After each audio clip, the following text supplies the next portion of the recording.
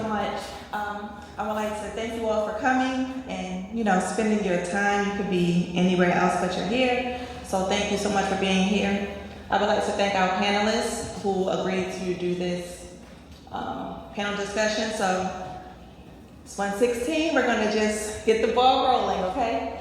So first and foremost, I want to introduce our panelists, and then once you tell your story or we go into the questions, you can delve deeper into who you are. So this is Carlita Brown.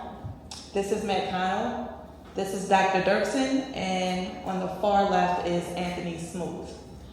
So we're going to start with having Ms. Brown explain to you how she has been impacted by the criminal justice system. She is a formerly incarcerated individual who is now a published author. She works for Pivot, and we're going to let her take the floor.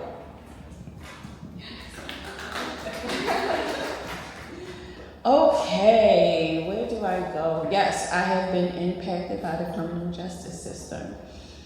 At the age of 18, I was sentenced to 30 years for second-degree murder and 10 years, first 5, no parole with a handgun violation.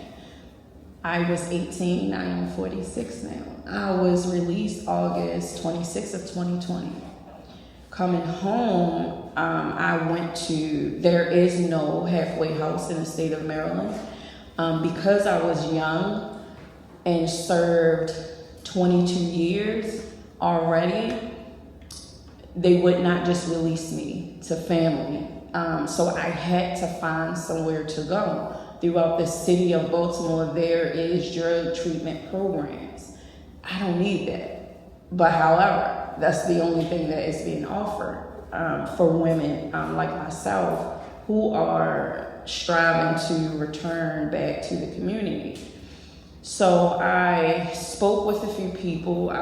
By this time, 2018, I had been well known, not only throughout the institution, but beyond. I've had the privilege to meet so many different people throughout my incarceration. The work that I am doing now, and I actually started while I was incarcerated. And to be honest, I didn't start it for people. I started it for myself, doing this work. And because I realized my healing was dependent on it. And because I was not back then receiving this rehabilitation that so many people speak about, I was still looking for it. So as a result, I began to create programs while in prison. I began to write proposals and doing things like that, because in a dark place where you're already considered the least of these, where you're already cast away, people already wrote you off, you have a choice. You can do your time or you can allow your time to do you. I decided to find my purpose while I was incarcerated. I could talk about the dark times in prison, but you can get my book for that. Or you can catch me on YouTube and you can get all the tea. But right now I just want to talk about the difficulties as it relates to transitioning from prison after serving 22 years. The transition was difficult for me. One, because again, there is no halfway house in the state of Maryland for women. And two, I am not one with a drug addiction. Not saying that I don't need it, because information is information. And I've definitely learned how to find common ground with anyone that's struggling with anything, but that just wasn't the help that I need. What about my mental health, psychologically? When I first got home, I got on a bus and it started talking. I got off the bus. I started hyperventilating, and I've never been on an MTA bus since then. Never, because it affected me in a way in which I wasn't expecting it to. It may sound silly to people who haven't been in my shoes, but it scared me. I am a woman who still struggles with crossing the street by myself. And I am 46, and I need somebody to walk with me, because I am still not used to walking across the street with cars moving, coming and going. I walk the compound. All I got to worry about is the geese and the people. So I'm sharing this to say most people don't think that you need this kind of help psychologically. Most people don't think everyday things will re-traumatize you. But I am self-aware, and I knew that, and I communicated what I needed. And so throughout my 2-year journey at the Marion House, I fought and fought and fought until they started developing things that can help women like myself who do not need substance abuse treatment, but need mental health assistance. And so I have been very vocal in that area. But after completing the Marion House, I was still lost. Like, I was one phone call. I actually picked up the phone to make a call to somebody who would have set me back. That's how desperate I had become. I felt like no one was listening to me all over again. As self-aware as I am, as vocal as I am, at that time, and to have no one really listening and no one really aiding or assisting the need that I was communicating, it's easy to find a plug, especially when you kind of known. It's easy to find out way to to get what you try and get, instant gratification. And what happened was I picked up the phone to dial this guy, but I ended up dialing Veronica Jackson. It was a mistake. I didn't mean to call that lady. I was trying to call a plug to help me out, to get me out of this rut that I was in. I went back to that low place, that thinking that instant, because they would listen to me. Those people would listen to me. They will honor anything that I say, especially when it has everything to do with living out there, with like you don't have a purpose, like you don't know who you are. And so that was easy for me. After having a conversation with her, it kind of encouraged me and motivated me to give Pivot a try. So I went through the Pivot program reluctantly. I was like, wait a minute, hold up. I develop programs. I don't want to do another program. I got 22 years worth of work under my belt. You can't count me out just because I was incarcerated, because even while incarcerated, I became a boss. Even while incarcerated, I became that one. But I realized being a leader, I was still broken. I was broken in the inside. I was still suffering. And the more I showed up at Pivot, the more I opened myself, it began to change my mindset.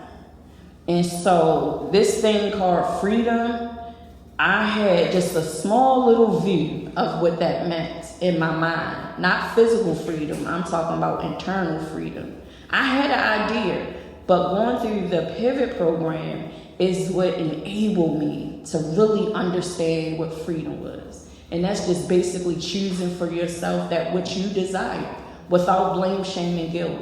Once I look at my baby. Not my baby, but my baby.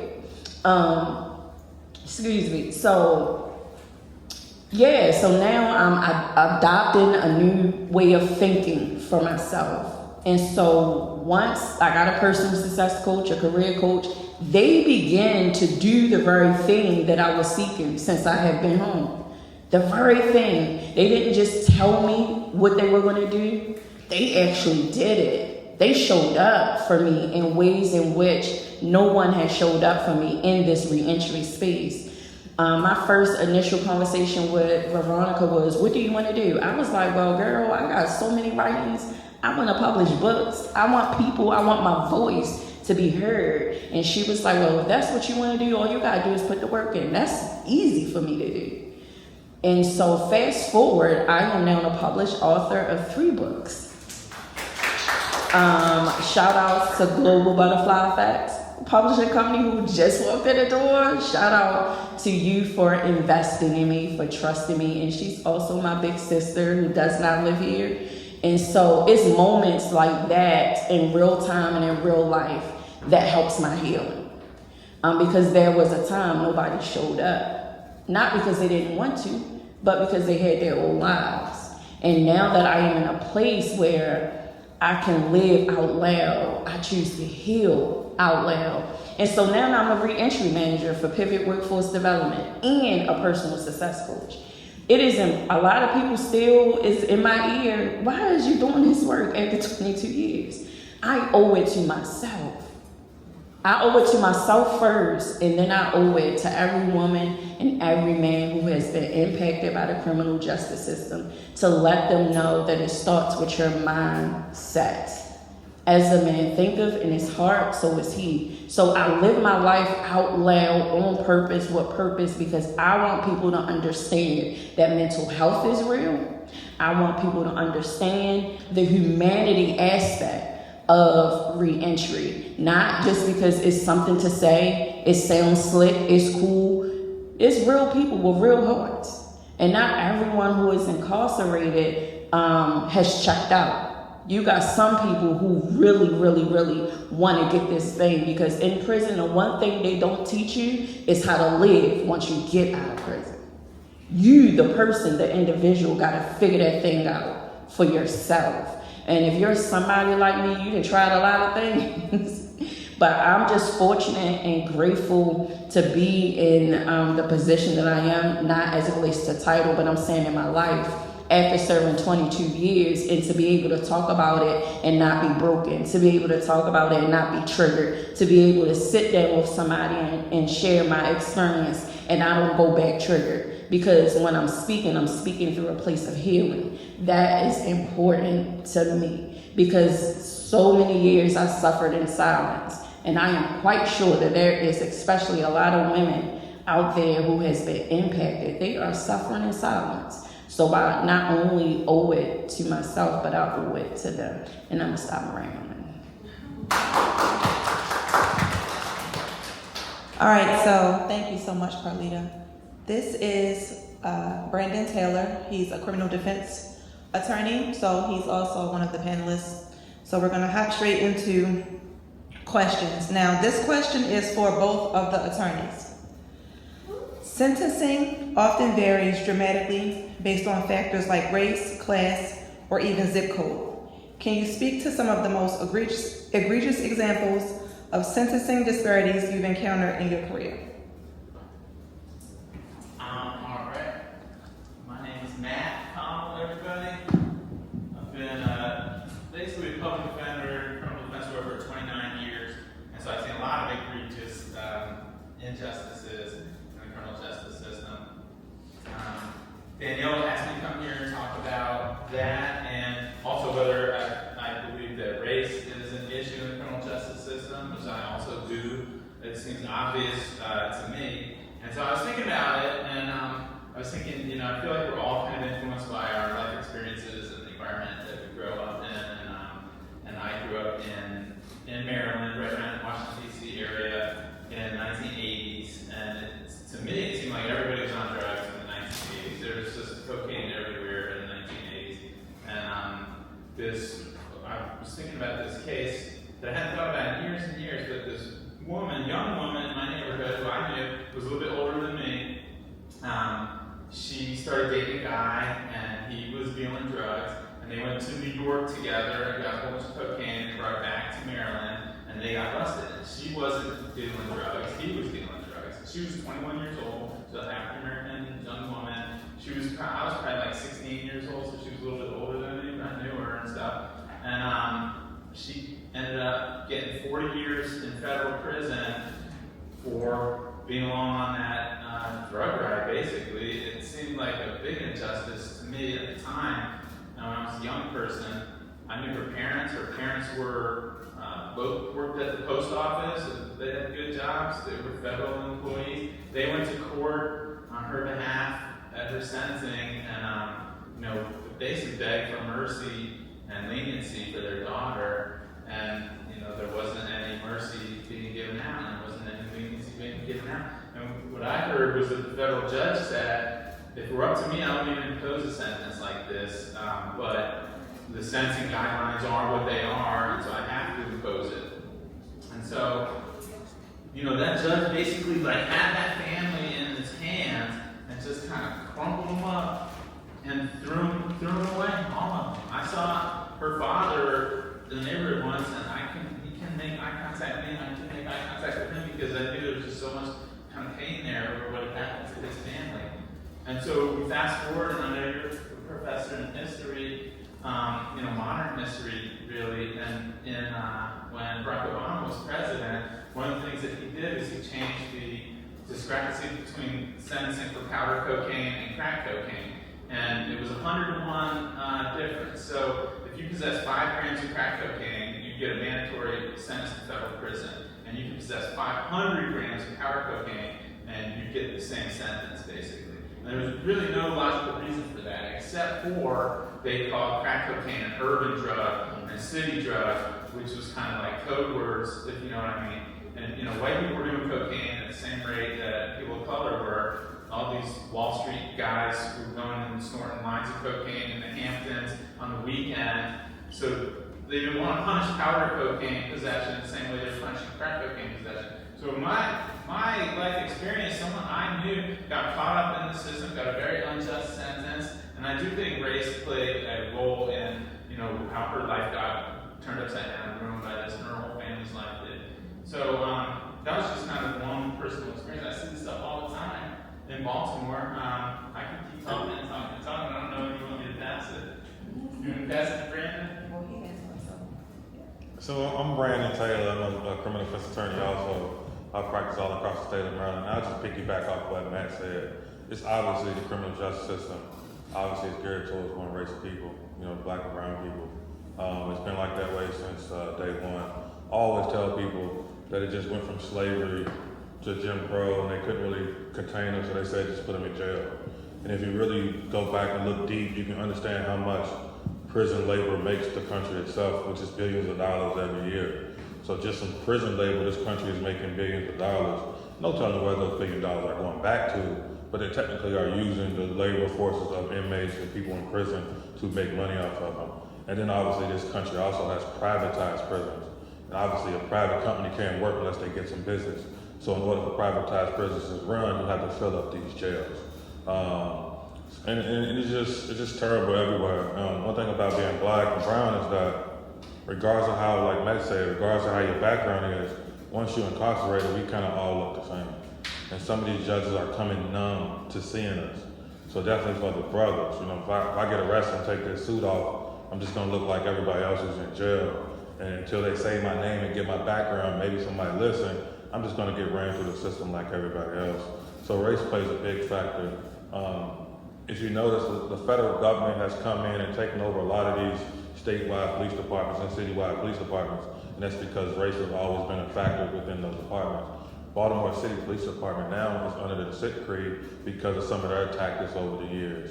So it's definitely a factor. I mean, it's always going to be a factor. I pretty much think the system was made for us, so it's always going to be a factor in our lives. Thank you. All right, so this is for Dr. Dirksen and Smooth.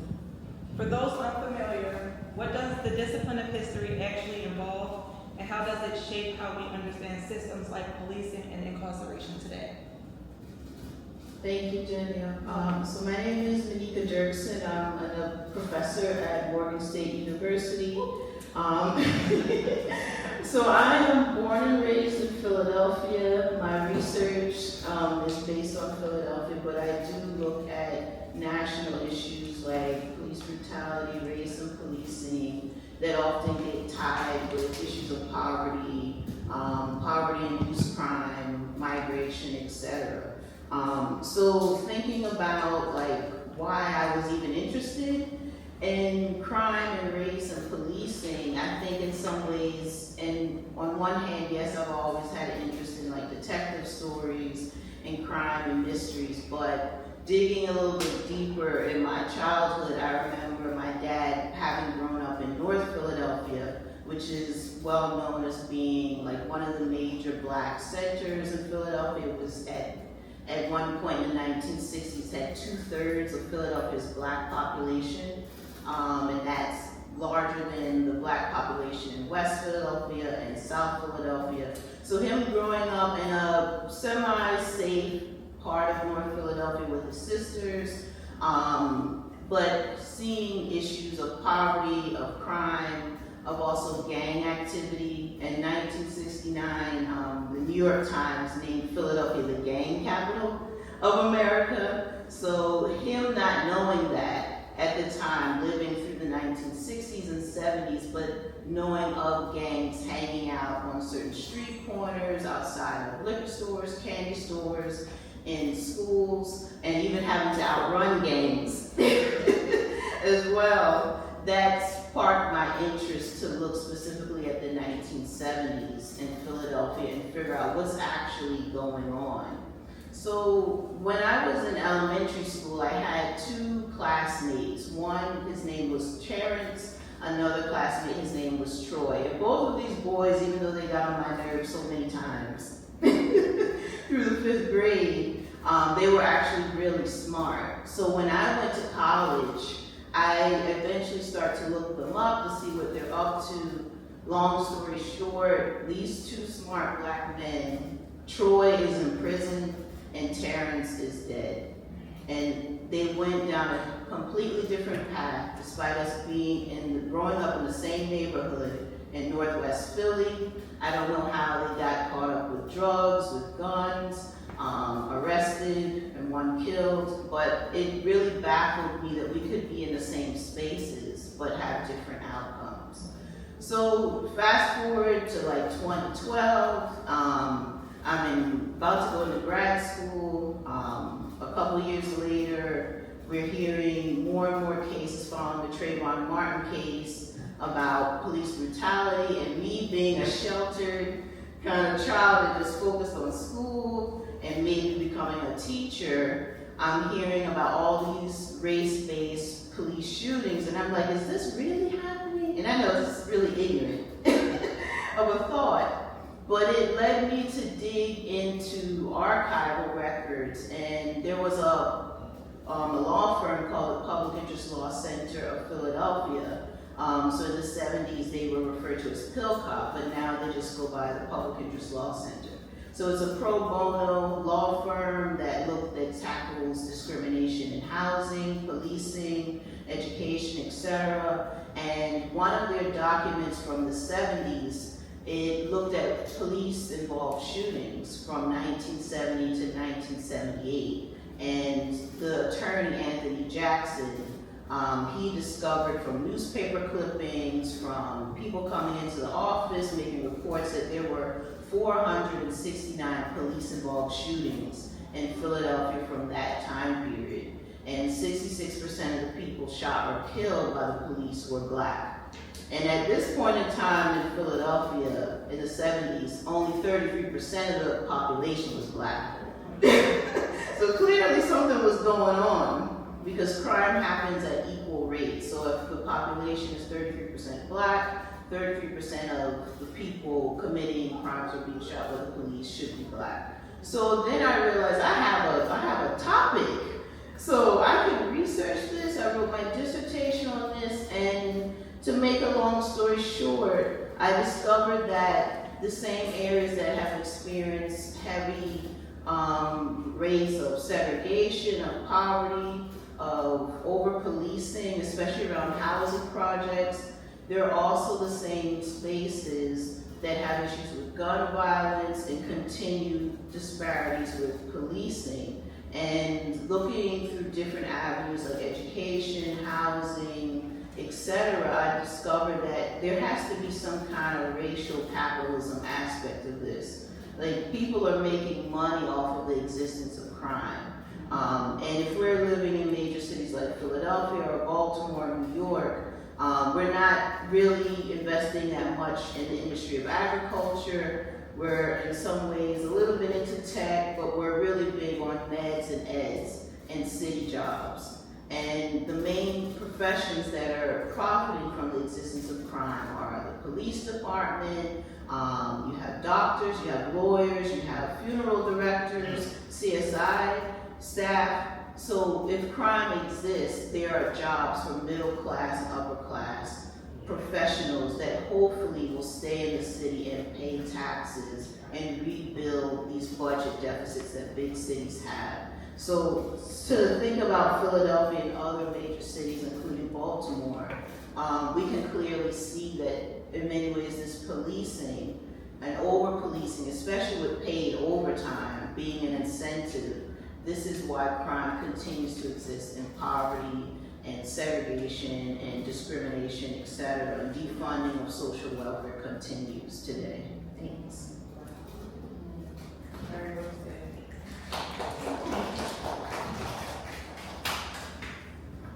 Yeah, Dr. Dixon, you didn't leave nothing for me, I ain't gonna lie. That was very well done. Good afternoon, I'm Anthony Smooth, doctoral candidate at Morgan State University. I also studied history. Dr. Dixon was my advisor on my master's journey, and I like to model my research on Baltimore after receiving done in Philly.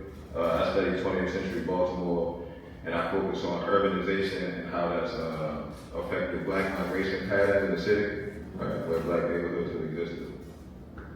Daniel, if you don't mind repeating that question for me, please. Yes, so for those unfamiliar, what does the discipline of history actually involve, and how does it shape how we understand systems like policing and incarceration today? Okay, so to the discipline of history, Dr. Dixon, you did that well. History involves research, right? History is making an argument about the past and then providing evidence, primary evidence from the time that you're speaking about to support that argument, right? And in my research, though I do not focus on policing, because I focus on Black Baltimore, obviously it comes up, disparities that involve schools, resources, economic resources, all these things come up when we study Black population and urban space. But it's a book by Adam Malcolm, a book by Adam Malcolm that's a part of my research, Men of Mob Time. And it talks about 19th century policing in Baltimore.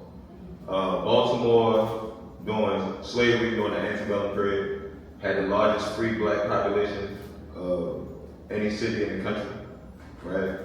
And free blacks, as I'm sure you guys know, Maryland being a state that practiced slavery all the way up into the Civil War, never seceded from the Union, but supported the Confederate cause. Slavery was very profitable in Baltimore specifically, as Dr. Dixon was alluding to. In this region, Baltimore is the northernmost southern city, right? And in this region, as agricultural slavery starts to have less value, industrial slavery is picking up.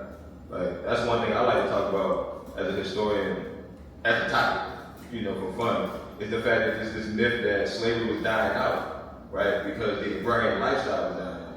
But industrial slavery was very profitable, and they were prepared to use it in the future, right? So that's something I like to get into. But Baltimore being an old city that practiced enslavement, had a large black population, free and enslaved. There were a lot of enslaved people in Baltimore City, right? And white people during the antebellum period didn't mind that there was so many black people in Baltimore. It was the free ones that were the problem, right? The enslaved ones not so bad. We need stuff done. Somebody got to do it. We don't want to do it, right? But the free ones, they spread the idea of freedom just by existing, right? So the way that these free black populations in Baltimore, the largest free black population in the antebellum South, was contained was through the Baltimore City Police Department, right?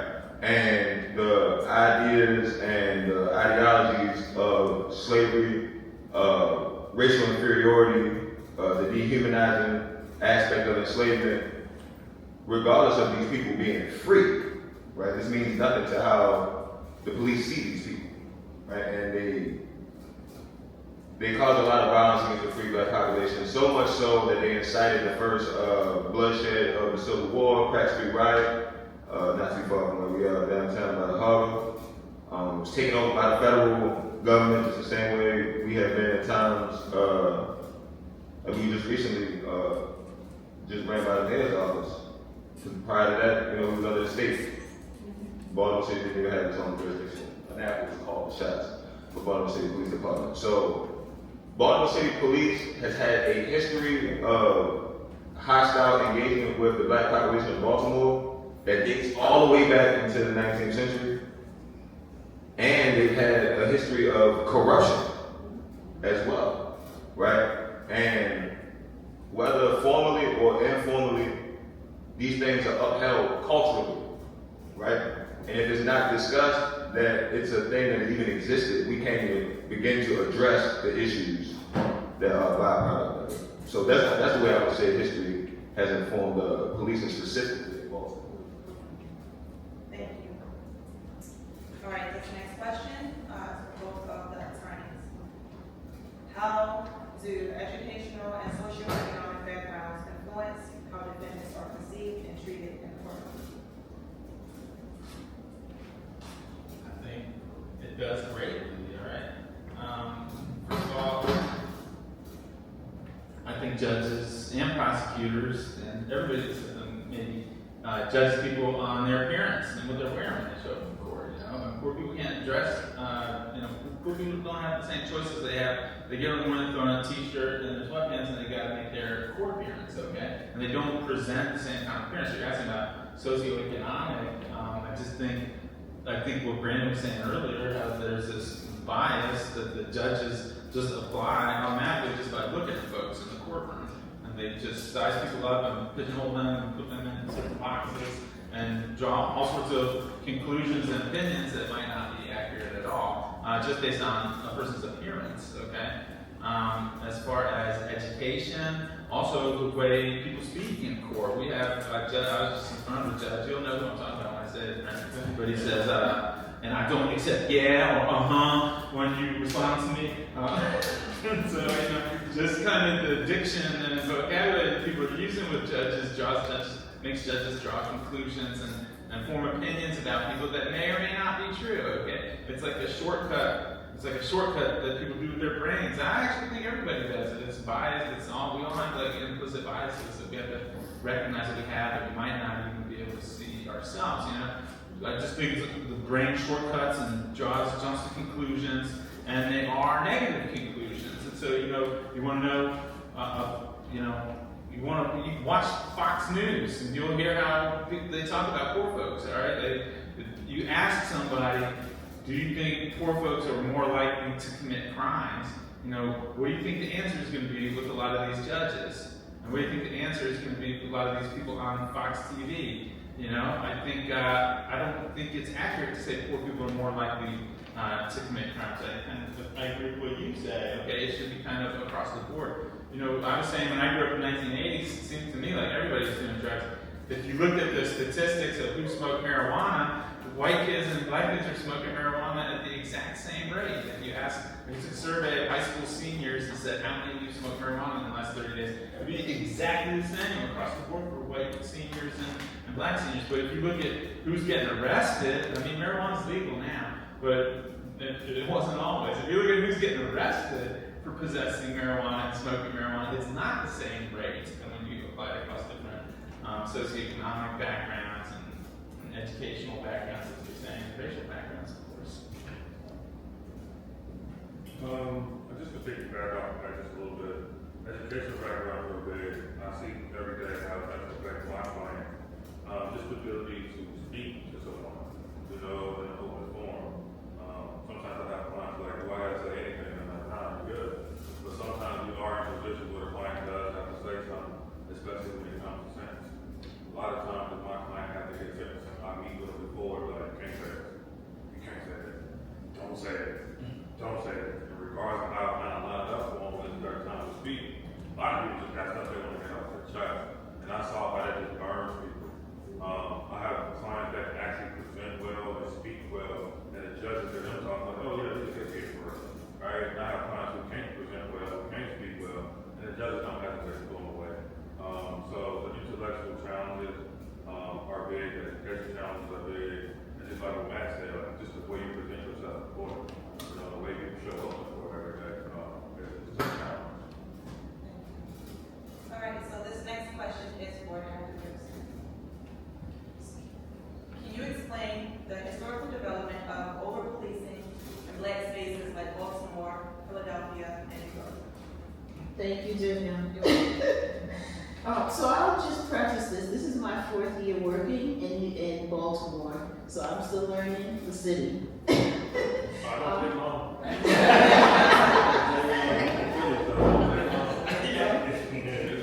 So many of you on this panel, you've already kind of laid out some of the historical structure of how events have taken place in the U.S. with race and how we get to this issue of policing and racially biased policing. So of course slavery exists in the Americas from the 1500s to the 1800s. So for the U.S. it would be roughly 1619 to 1865.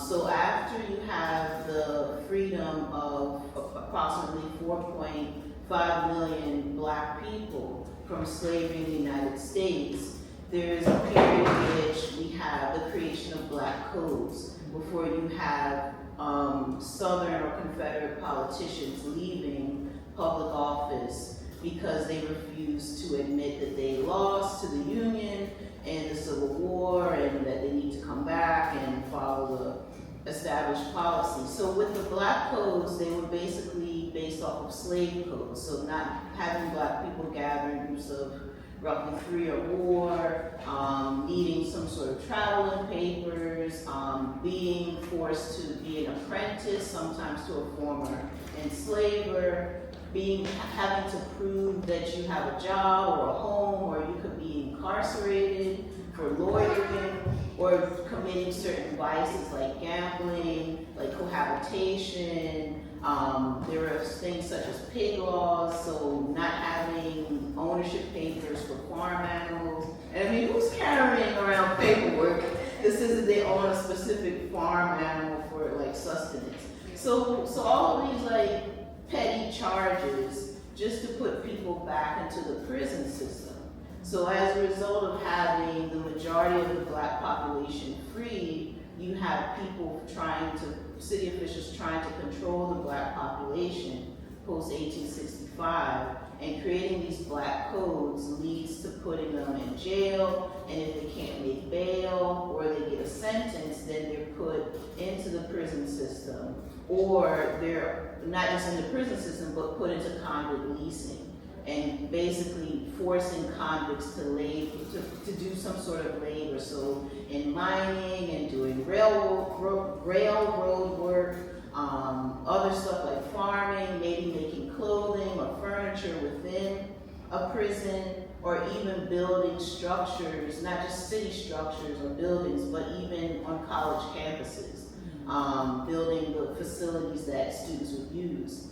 So having that new source of labor through convicts is something that continues today. You might not see it at the same intensity as the late 19th century into the 20th century, but it still exists. And in addition to that, you also have, over time, the development of police departments that are more official, with uniforms, with standard procedures. But there's always been this tinge of, if you don't look like you belong in a certain space, then you're likely to be questioned, taken in, arrested, and so on. So with some of the information that I've been collecting about these cities, so Baltimore, Philadelphia, and New York, I'll try to fast forward a little bit to the 20th century. One of the main national issues that we have with policing is traffic stops.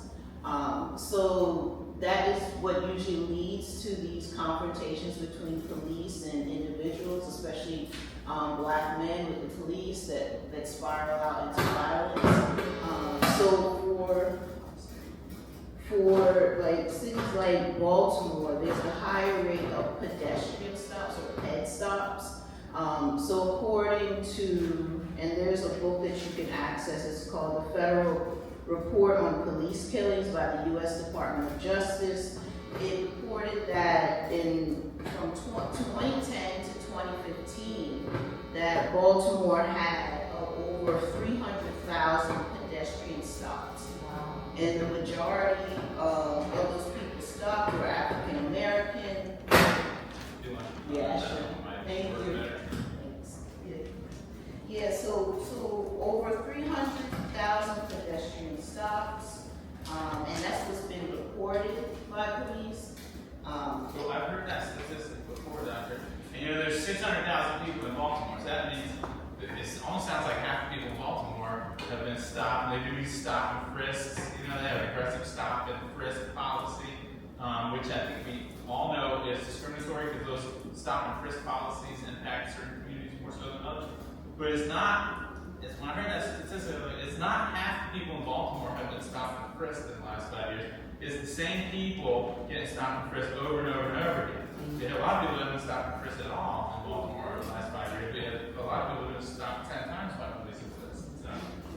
Yeah, I agree. And they said that during this time frame, 44% of those stops occurred in 2 neighborhoods or 2 districts. In Baltimore, where only 11% of the population of the city lives. So like you said, it's the same people being hit. And in one case, they discovered that in less than 4 years, one black man in his 50s was stopped about 30 times. Wow. And all these stats were taken because the Department of Justice came in and investigated the Baltimore Police Department and found all sorts of corruption and problems in response to a number of crises. And so one of the things they said was, if you're going to stop and frisk somebody, you have to create a report and keep track so they can keep track of this data. Because prior to that, they weren't keeping track of the data at all. So who knows how many times they were doing this? And I get cases where they find a gun or they find drugs, okay? But that might only be 10% of the cases or 20% of the cases. But all the cases I get, it looks like they stopped the right guy. They frisked the guy that did have contraband on. But we don't know about all the rest of the cases unless they're ordered to keep track of it. And this can I add something to that? The Governor Moore actually, regularly addressed this particular issue. The one thing in Maryland, a lot of black people get stopped, and what they would do is just stop the car and say, hey, I smell marijuana. Right? Regardless of whether you smell marijuana or not, they gave them permission to kind of go into the car. So what the governor did is kind of made a statute that you can't even search people's cars based on you saying you smell marijuana. And what he's been doing since he's been a governor is kind of retracting all these marijuana laws in Maryland because that was the basis for a lot of these stops. When I told you that the federal government came in and took over the police department, that was the reason why. And right now, Baltimore City Police Department is still under that federal consent decree, but they have to take all these statistics and do all these things. So some people might not have been pulled over recently because now they got to take statistics on it. They're trying to find other ways to, validate the right. And just because we're on this topic too, just thinking about recently on Monday that you had Bilal Abdullah, who was an A-rapper that was recently killed by the police in West Baltimore. That was a ped stop in which he was accused of having a gun and he was shot and killed. So just thinking about how this still happens. Of course, there's other cases of police-involved shootings. In Philadelphia, we just had a police-involved shooting in 2023. It was a Puerto Rican man named Eddie Irizarry.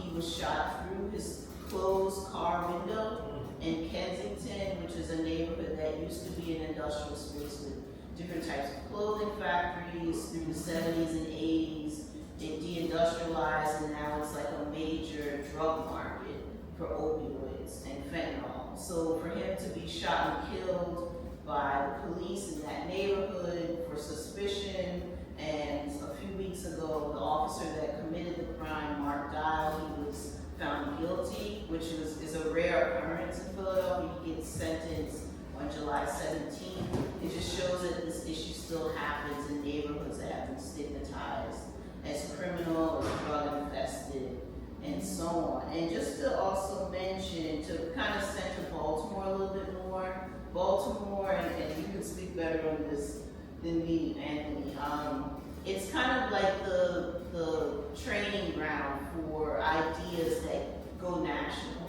So like with redlining and segregation, it starts in Baltimore in 1910.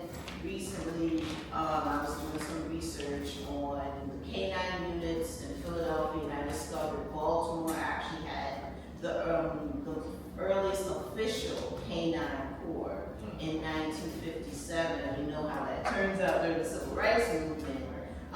So of course, New York had its own canine unit that started around 1907, but it wasn't official. Baltimore perfected it, and Philadelphia eventually investigates ways to have a canine unit the very same year that Baltimore establishes its own. And by 1962, Philadelphia has a canine corps and other cities follow suit. So to see that, and then to also see how cities like Philadelphia not only expand on these ideas that Baltimore has started, in which Philadelphia also has similar issues with gun violence, with segregation, with police brutality, but in the 1960s, around 1965, Philadelphia not only had a canine unit, but they started using the canine unit with plainclothes and uniformed officers to patrol subway cars to handle crimes, so petty crimes. And in many cases, individuals face dog bites. And this doesn't just stay in the 60s, it goes even through the 70s. And Philadelphia became so well known for their canine unit patrols that even New York decided we want to send our officers to Philadelphia to get trained in how to have a canine unit patrol the subways by 1980. So all three of these cities, and I'll just end it with this, we all have paid overtime for police officers, so getting paid a time and a half for working beyond an 8-hour shift. So that involves more patrols, if you're a detective, that's in interrogations, court appearances, and many cities today, officers abuse it, and Baltimore has popularized this issue through media. So I know you mentioned in your projects about The Wire, about all this David Simon content that talks about misconduct with the police. But other cities like Philadelphia and New York, they're not very open about the misconduct that they commit with paid overtime.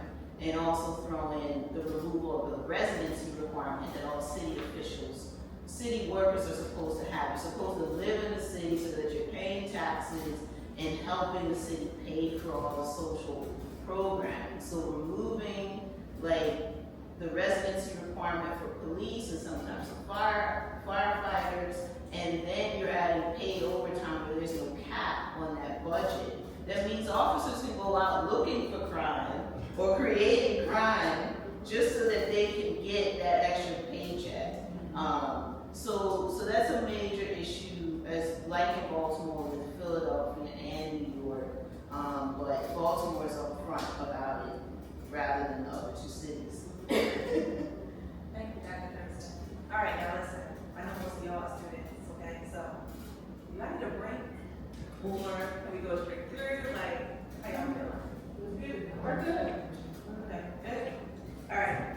So, this next question is for Mr. Taylor. Let's talk about the visual impacts of shackles, pieces, and jail-issued uniforms. What does it do for jury's perception? Do you think this is intentional? Intentional? Yes. I'm not sure if it's intentional, but these courts are so old. So one issue Baltimore City has is in the circuit court. If you ever been to Baltimore City Circuit Court, it's like a castle almost on the inside. So they kind of just bring the inmates through the hallways along with the jurors and the public until they get to the courtroom. I just think it's terrible. The Baltimore City years ago, they had a reception court where everybody who had court that day would just get brought and shackled together. And so it'd be like 8 or 9 people just sitting there in front of everybody, shackled together. New Orleans is the worst. I don't know if anybody ever been to New Orleans, one thing about New Orleans. New Orleans prison system is even worse. And to me, psychologists, like mentally, as a black man, I just kind of see slavery. I just constantly just see slavery. Right? As I told you earlier, it's like they went from slavery to making money off of criminals, our inmates, our prisoners. It's a big industry. So it's just kind of like, it's just mentally to me, the juries, the jury's waiting to the jury duty, and all you see while you wait to serve jury is people being shackled through the hallways, and now you serve on this criminal case, and you hear these change coming through for this guy who's charged, you already kind of like likely well, this guy wants to get something crazy, so eventually you start there when the presumption of innocence is just out the window when they bring people through in these shackles. I just think it's a terrible thing. All right, this next question is for Smooth. How do food deserts, trauma-filled environments, underfunded schools, and low tax brackets intersect with policing and incarceration in Black communities? Thank you. That's a good question. It's Khalil, right? When you were speaking earlier, and I was thinking about when you talk about your trauma of being incarcerated. I've never been incarcerated, but I'm pretty sure if you know, in the Black community, family members, friends, people in proximity, and it made me think about like vicarious traumas, right? And what does that look like? If somebody maybe isn't processing what has happened to them mentally, then they come out and they enact these traumas on their family members, maybe subconsciously, maybe not even directly. Or the way, like I think about, I played ball growing up in the city, and the way masculine culture in the Black community, a lot of times it emulates jail culture. Like, you know what I mean? Like the way people bully people maybe, or just show endearment, right? You gotta have tough skin just to have a homeboy, because they might rag on you, and they might be violent with you, but that's how they show love, you feel me? So that becomes Black culture, right? When you make me think about school police, right? Baltimore models school police as well, and then Philly was right up next. And whenever I had class with you, and I would hear you speak about, the situation in Philly and the passion you speak with, the similarities of the experiences of Black people there, well, I think about two northern cities historically in proximity to enslavement, right? Where large populations of Black people were going to escape enslavement, right? And Philadelphia and Baltimore being major cities. I don't know if y'all know, 1790 is when America starts taking the census. From 1790 to 1980, Baltimore is one of the top 10 most populous cities in the country. Right? You can imagine what happened around the 80s, and it might contribute to the decline if you were there. But I mentioned the population because Baltimore is a major player in the country. Philadelphia is a major player. Like, these cities are trying to find strategies with which to deal with these large populations of Black people, right? Us being in the original 13 and being on the East Coast, that's why we have all these HBCUs on this side, right? That's why we have the different Black institutions that we have on this side. And the same way those things are modeled for Black people, city agencies and municipalities are modeling cities who already had large Black populations. One cities like Chicago and Detroit become Black during the Great Migration. Like Dr. Dixon was alluding to, these cities are looking to other cities for how do they address their issues. And Baltimore is steeped in the racism, right? Baltimore desegregates this recreation in parks before Brown was Board of Education. Right? So if you're talking about the timeline of getting the dogs, I can imagine how many dog bites we had at Riverside Park, right? When Elijah Cummings was down there desegregating that. So the school system, Baltimore has segregated schools. I graduated from Dunbar, which was one of the schools that Black people went to during segregation on the east side. Douglas was the west side, pretty sure y'all from there, so y'all know that. These are historic schools because these are the only schools that Black people could go to during segregation. So everything about an old world city built in a slave society. Baltimore wasn't a society with slaves, it was a slave society. You can go to some of these old structures around here and it will be a domestic walkway. Right? I don't know if they'll tell you that now, I will have to tell you, but that's what it was. You see these old hidden pathways, that's where the Black domestics walked and wouldn't be seen while serving, you know what I'm saying? These white wealthy people in Baltimore. Everything about Baltimore's structure of society had racism and enslavement ingrained into it. The architecture, the homes, to the way the city was structured. I know y'all know about alley streets, Like, I'm from East Baltimore, so I might know about like Dallas Street or little streets like that, little alley streets, those where the enslaved population lived, right? Because if we're on a plantation, you have slave quarters. We talk about slavery and urban settings. So where the enslaved people live in the house with the masters, right? They live in those alley homes on the side. Now the hipsters are buying for $200,000. Right? So it's stuff like that. These things are ingrained in every family of the city. Thank you. All right, so this next question is for Meg. How can we push for changes in how our clients are presented in court so that they're seen as humans and not criminals? Well, first of all, I think it starts, you were asking whether race plays a role. I think it plays a role through the entire process, like deciding who gets arrested. And then somebody has to decide what charges they're going to press against you. And when they have some discretion to press, felony charges or misdemeanor charges against you. And then they have to decide whether they're going to keep you locked up until your trial or whether they're going to let you out pending your trial. And that makes a huge difference. If they let you out, you can keep your job, your family can keep their place where they're living, everyone doesn't have to get disrupted. You can show up for court in your own clothes, so you don't have to get dragged down there with shackles around your legs and stuff, like Brandon was talking about, and in your jail uniform after sitting in jail locked up for 6 months before your trial date. So I think actually that's one of the big things I think we should do is we should have some kind of bail reform where people aren't all getting held. And they did do bail reform in Maryland several years back where they tried to get rid of money bails as being the primary source of bails because there was a thought that only if you were rich but you had committed a terrible crime, you could still get out and not be held pending your trial date. Whereas if you were poor and you needed money to get out of jail, even if it was a more minor crime, you wouldn't be getting out of jail. So they changed it to try to get rid of the whole concept of money bails to the new thing, which is the judge has to make a determination whether the judge thinks you might be a danger to the community or a flight risk, okay? And so lo and behold, even more people are getting locked up now, okay? So it really didn't help the problem, it's made the problem worse because the way judges look at it is if you're accused of something, then my experience is if you're accused of anything that has to do with a gun, even just possession of a gun or being in a car or 4 guys in a car and there's a gun in the center console and they don't know who the gun belongs to, all 4 guys are getting locked up and all 4 guys are getting held for 6 months or 9 months or whatever until their trial date. So,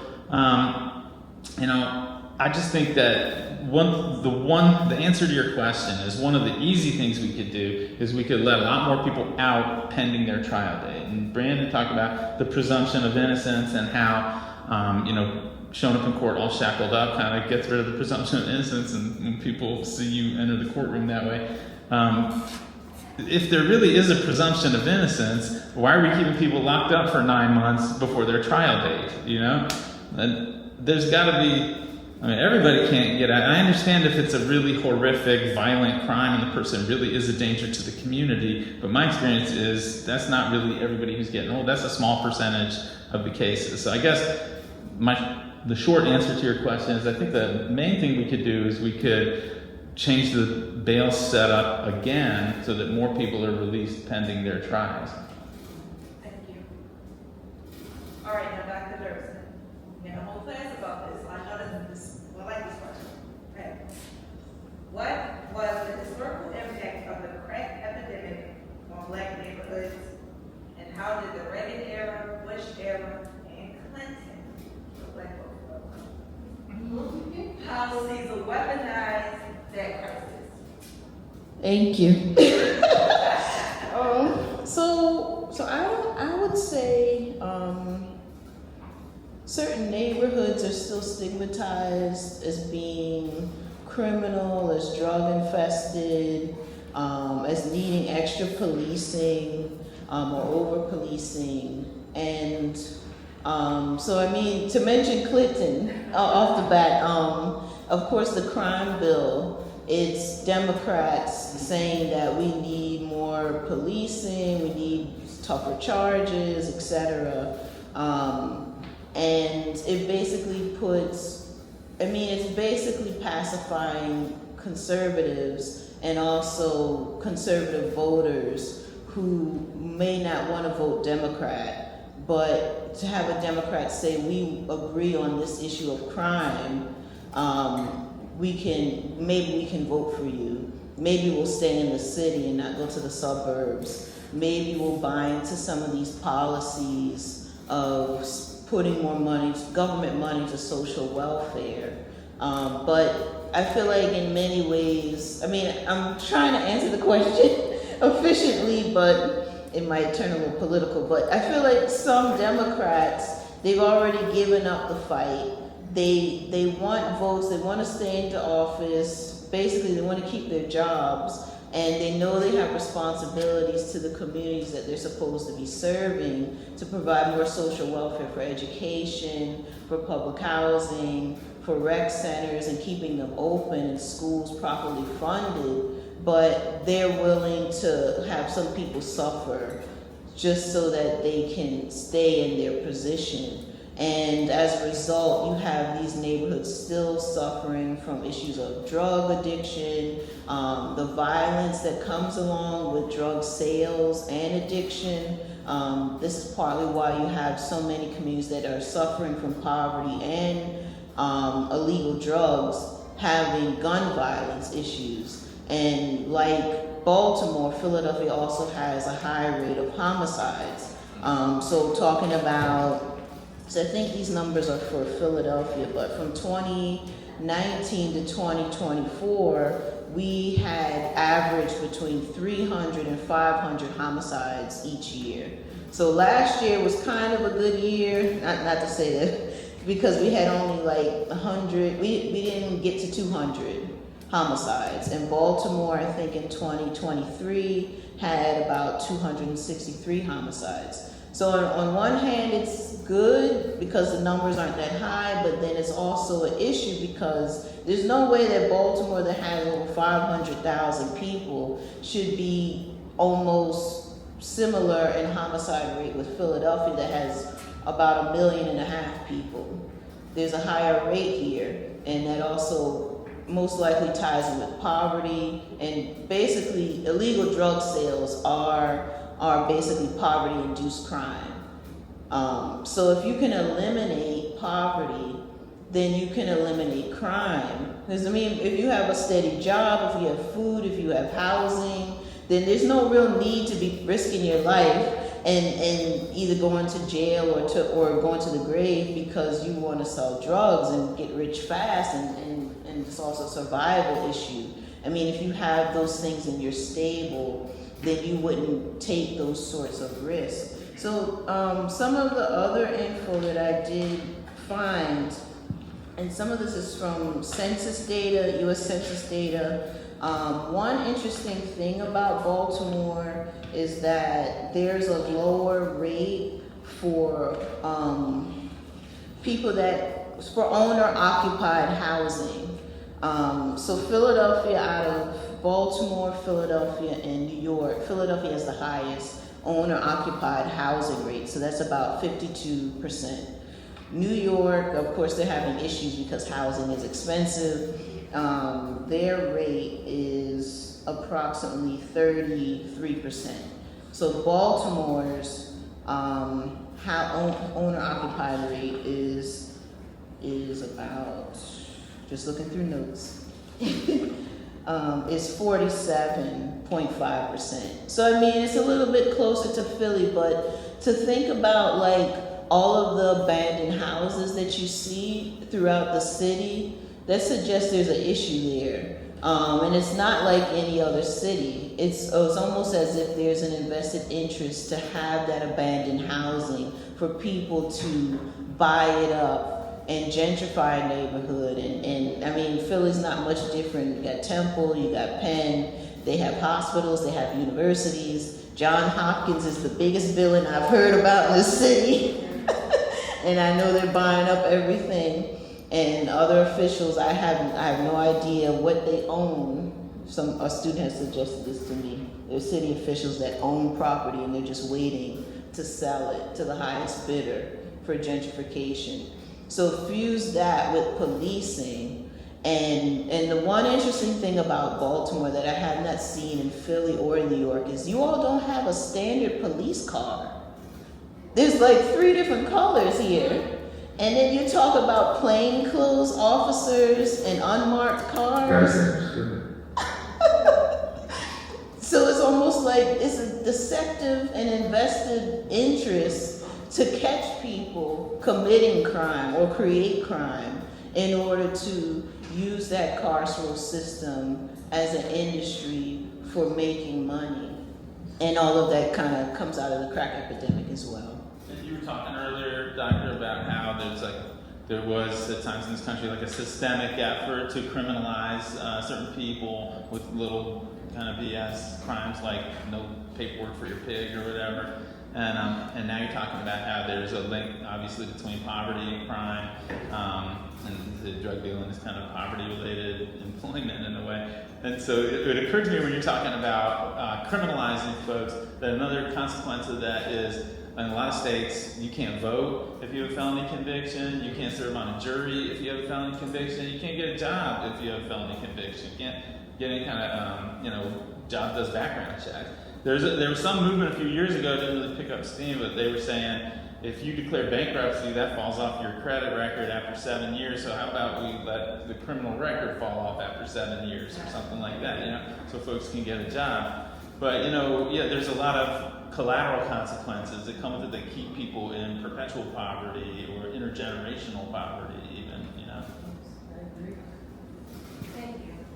All right, so this next question is for Mr. Taylor, two-part question. From your experience, what toll does fighting a criminal case take on the mental health of clients and their families? And do you believe the system is designed to exhaust people into taking pleas, even when innocent, while you're out? Yes, to the last question. Goes back to what Matt was saying earlier. You got 4 18-year-olds in the car.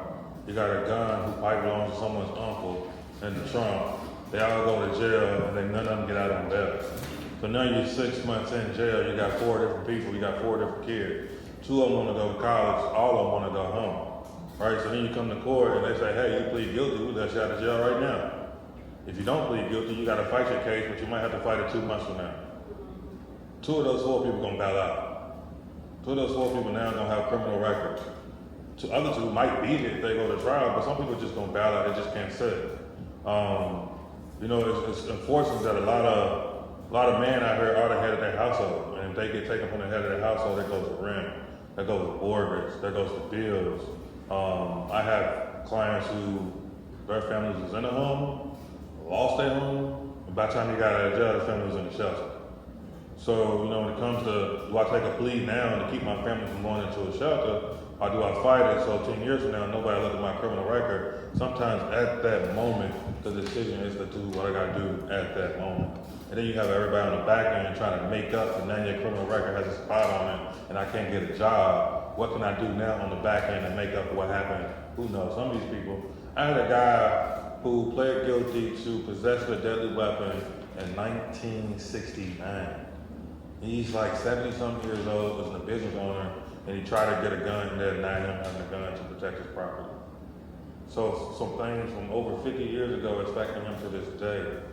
So with these criminal records, these 18-year-olds just plead guilty for these misdemeanors, and then they come up with statutes where you can't get these misdemeanors off the record, and then you're stuck with a criminal record, even if that's the only time you ever been in trouble. So it's real bad. And did I answer the first question?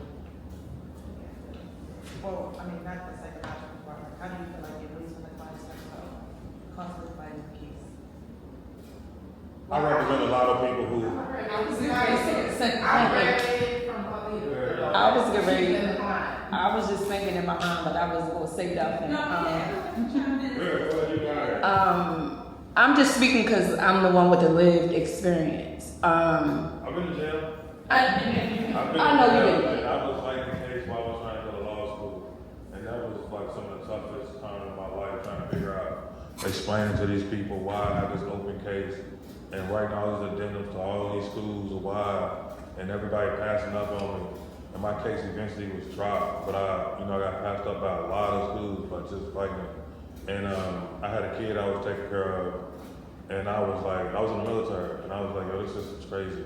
Like, you can be a black man fighting for your country, taking care of your kids, and when they want to come and sweep you off your feet and take everything from you, mentally, everybody suffers that differently. But during the time frame where I was dealing with it, I thought it was the end of my world. But I like to hear what you guys say, though. I like, you did it way more than me. I like that. Help me with it. Okay. So I have a peculiar situation. I am a twin. And my twin was also incarcerated with me. Not only do I have a twin who was incarcerated, there is 3 other people who were on the same charge, different ages. So going through that for, I believe, a year and a half, I am still unpacking that experience. So for me, when I speak with the intent to expose the humanity in the situation.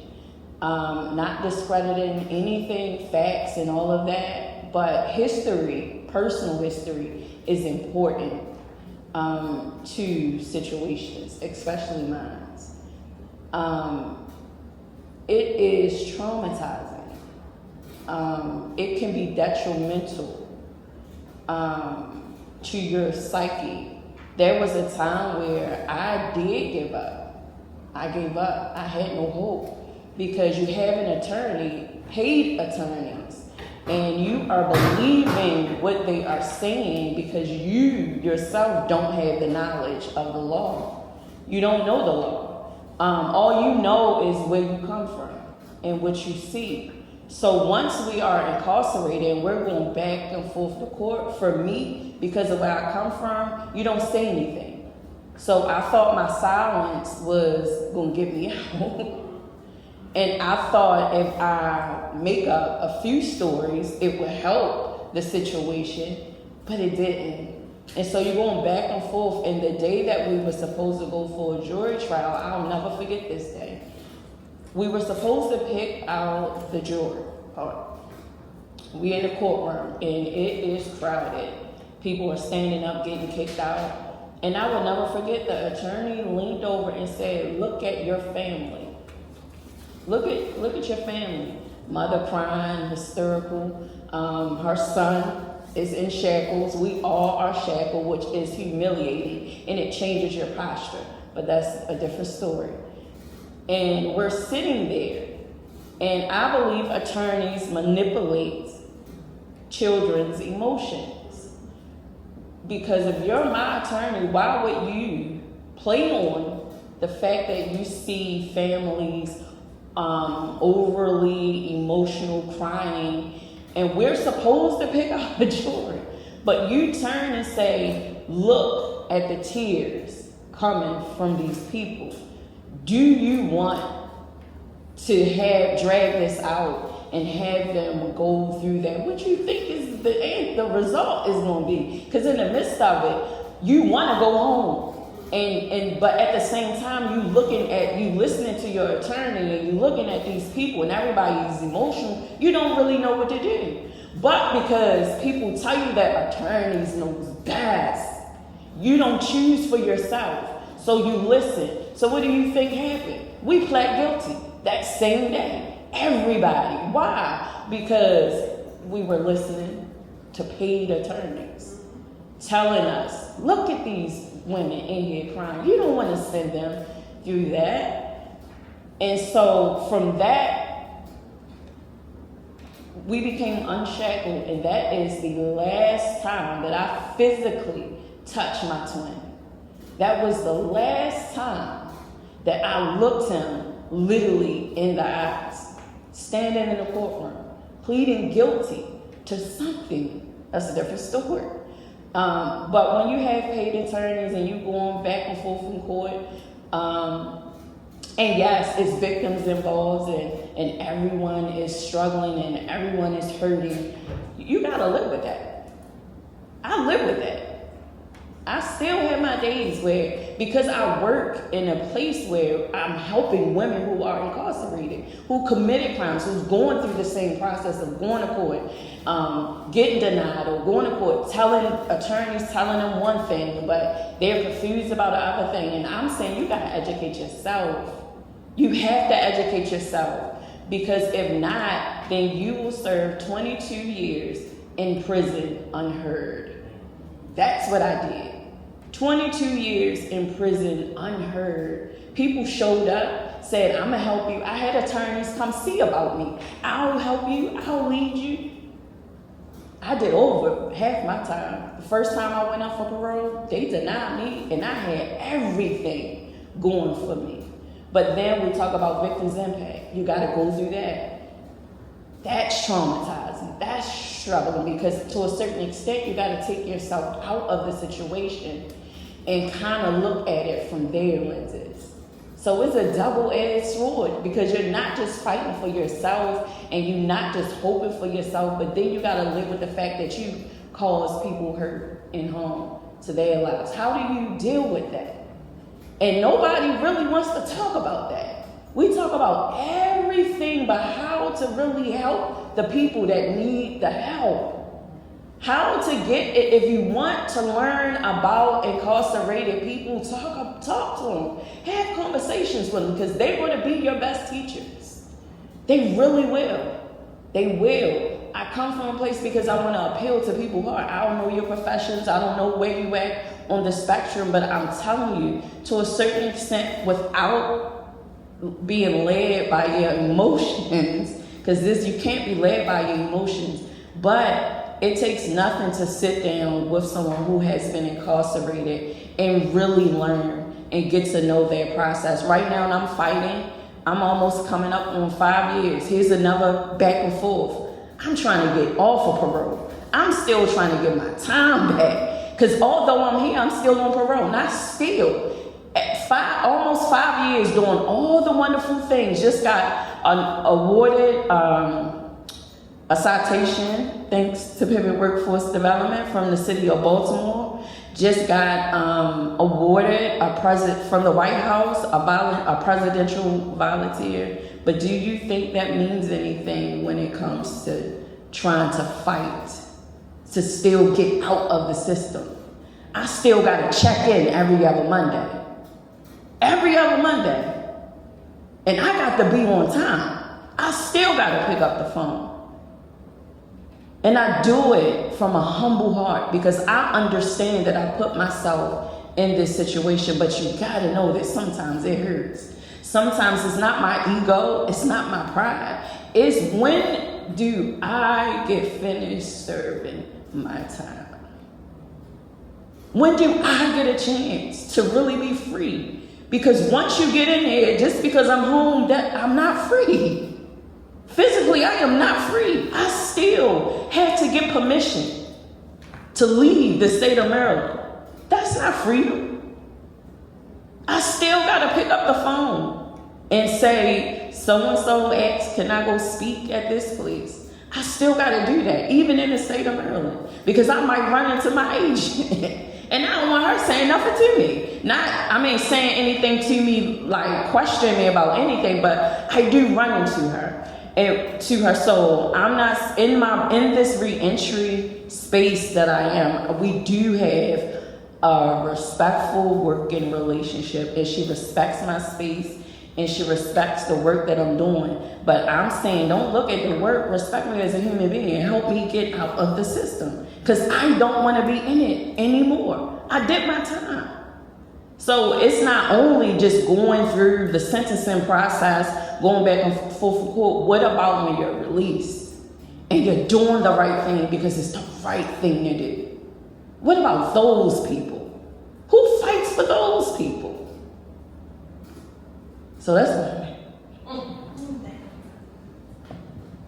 All right, so does anyone want to add anything else before we close up? All right, so I would like to open. I do. Oh.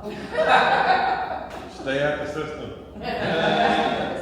Stay out the system, because once you get in the system, it's so hard to get out. Try your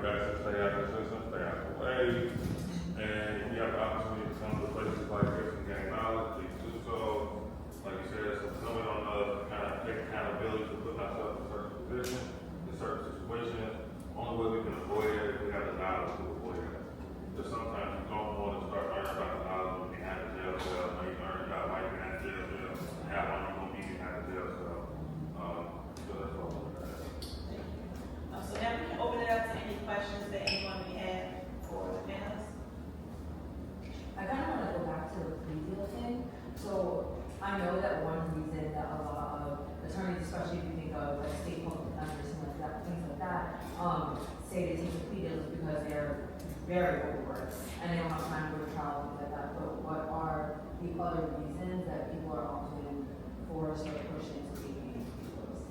I would say this guy right here, Matt, right? Matt's the public defender, I think, what, almost 3 decades now? Yep. And Matt is probably, if not the best, top 5 criminal defense attorneys in the state of Maryland. I think I'm really. So is he. I was as a public defender. So when you have people who work for the public defender's office and you have private attorneys, a bad attorney is a bad attorney. Period. Right? Don't think the bad attorney's all in the public defender's office because you pay somebody money. All of a sudden you got a good lawyer. A bad attorney is a bad attorney. A bad doctor is a bad doctor. A bad teacher is a bad teacher, whether that's a college professor or first grade teacher. Right? So think about lawyers thinking on that broad spectrum. Right? So one thing about me and Matt, even though we got a lot of cases, we know we're not going to get a lot of money when we work in the public defender's office, but we fight for our people. Anybody knows me know I'm fighting for my people, right? And I'm fighting for my people whether I'm getting paid $60,000 for a case, I'm rather doing it pro bono, everybody gets the same experience. Obviously, working at the public defender's office, you learn how to better triage cases. Like a military, when you out in the field and somebody gets shot, somebody's dead, and actually somebody got a sore thumb, or you got to triage who to treat. Right? Sometimes with public defender's office, you don't have people who can triage cases. Every case don't need as much time as others. But taking a plea deal sometimes really depends on a lot of factors, right? I had a little kid recently, he was charged with shooting up a gas station, shooting 6 people, one of them died on Anderson Avenue, and a boxer got killed, right? And his co-defendant went to trial and got 2 life sentences. So now this guy's time, he was 15 when he was arrested. All his family, take a plea, take a plea, take a plea, take a plea, take a plea. Alright, and the kid, and I got this thing like, what do your kid want? Right? And I was like, hey, buddy, did you take 10 years? Even though your co-defendant got all of this time, right? So then you balance that, right? On one hand, like, well, you might should probably take the 10 because if you lose, you know you're going to jail the rest of your life, right? And he's like, I ain't taking nothing, right? Once my client tells me he ain't taking nothing, you know, I don't care what you say, I ain't taking, I'm no longer trying to be like, bro, taking 10 plea, right? It's just not my job to do it, it's really fight where you want, right? They don't win. Right, and all his family's like, oh my God, I can't believe you wanted to took the 10. But it wasn't different. He could have spent time in jail, but then he's home. Unfortunately, he got locked right back up. But when it comes to taking a plea, it's a lot of factors. Right? Kind of like those 4 kids in the car. Like, hey man, you can go to trial and fight, but like you said, you got to depend on somebody you don't know. No matter how good your cousin say Mr. Taylor is good, he's the one that got to think I'm good too. Right? So he's kind of like, well, I'm not risking, I want to get out of jail right now. So it's a lot of factors when it comes to taking a plea. And a lot of times when you look at those charges and you see 30 years, 20 years, 15 years, 45 years, oh, I can go to jail for 90-something years, I'm going to take this time served because I don't want to risk it. Really? And so it's a lot of factors. Yeah, a lot of times we're talking numbers, you know, we're like, well, if you get convicted of all these counts, you're going to face this much time. Best case scenario is we might land on this charge, you're going to face this much time. And they're offering you this little amount of time over here, you know. A plea bargain is supposed to be a bargain. So the way I see it is it should be better than what we think we can get at trial, okay? If it's not better than what we think we can get at trial, we might as well just go to trial. And then the last thing I would say is about this question is, I was talking earlier about the other consequences from having a felony conviction. So a lot of times the prosecutor might be like, I'll dismiss the felony if you find police with misdemeanor assault, okay? So then that's an obvious benefit, and I would tell my clients, you know, if you were my son and you were in this situation, I would tell you, you should try to avoid the felony conviction, you know, avoid the felony conviction. So, One last thing, and we'll move on. 90% of cases in state court are pleas, 95 are federal. So when you think about 10 people who started with a crime in Baltimore City, 9 of them take a plea. You see what I'm saying? A lot of people just don't fight them. You know, I'll win majority of my cases. I'm sure he'll win majority of his trial too, right? A lot of people just don't fight, right? So when you go to a system, you really bring to a system, you're not trying to be the person who spent 6 years in jail. You're not really trying to fight. That 90% sounds like I should be one of those 90.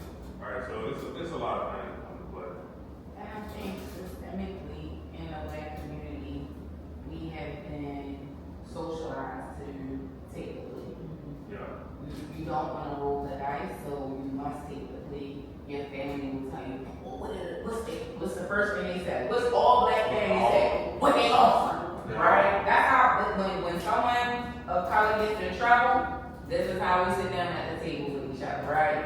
What they offer, right? And just the concept and the mindset of how we have been socialized due to the system that is in place, right? And then the other side of that we were just talking about with another group of attorneys is understanding that people of color also have been systemically abused by the law system, right? So I can have a paid attorney, but do I really believe my paid attorney is going to fight for me? And can they beat this system that has been abusing us for years, right? You think about the war on drugs, you think about mass incarceration, all of these things just implemented into the new Jim Crow. So the first thing we think, I'm gonna take that politically, okay? Are you fighting? You fight that shit. Oh yeah, I do. You know what I'm saying? So it's like experience. Yeah, probably some people fight that, right? Alright, and the guy. We saw everybody fight it. I know, like experience, somebody got to go through an experience like this and now teach the streets that you know, I just want to please, next thing gonna get you in, next thing gonna judge say. Go ahead, I'm sorry. I was gonna say, I didn't know, I never knew that in the courtroom, that's what the lawyer was saying to her.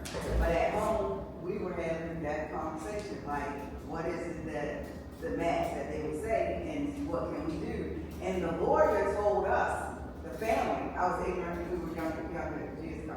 He said, just let them just plead, and then in 5 years, when this case is not popular and famous, that we can go back in and we can do this, and then they can probably come out for 5 years for a gun charge and we're good. And he made us believe that. That lawyer took all of my mother's money, took her home, and my brother and sister were in jail for all of those years. And he advised us that that was the best thing. And being ignorant to the court systems and to all of this stuff, we thought that that's what you're supposed to do.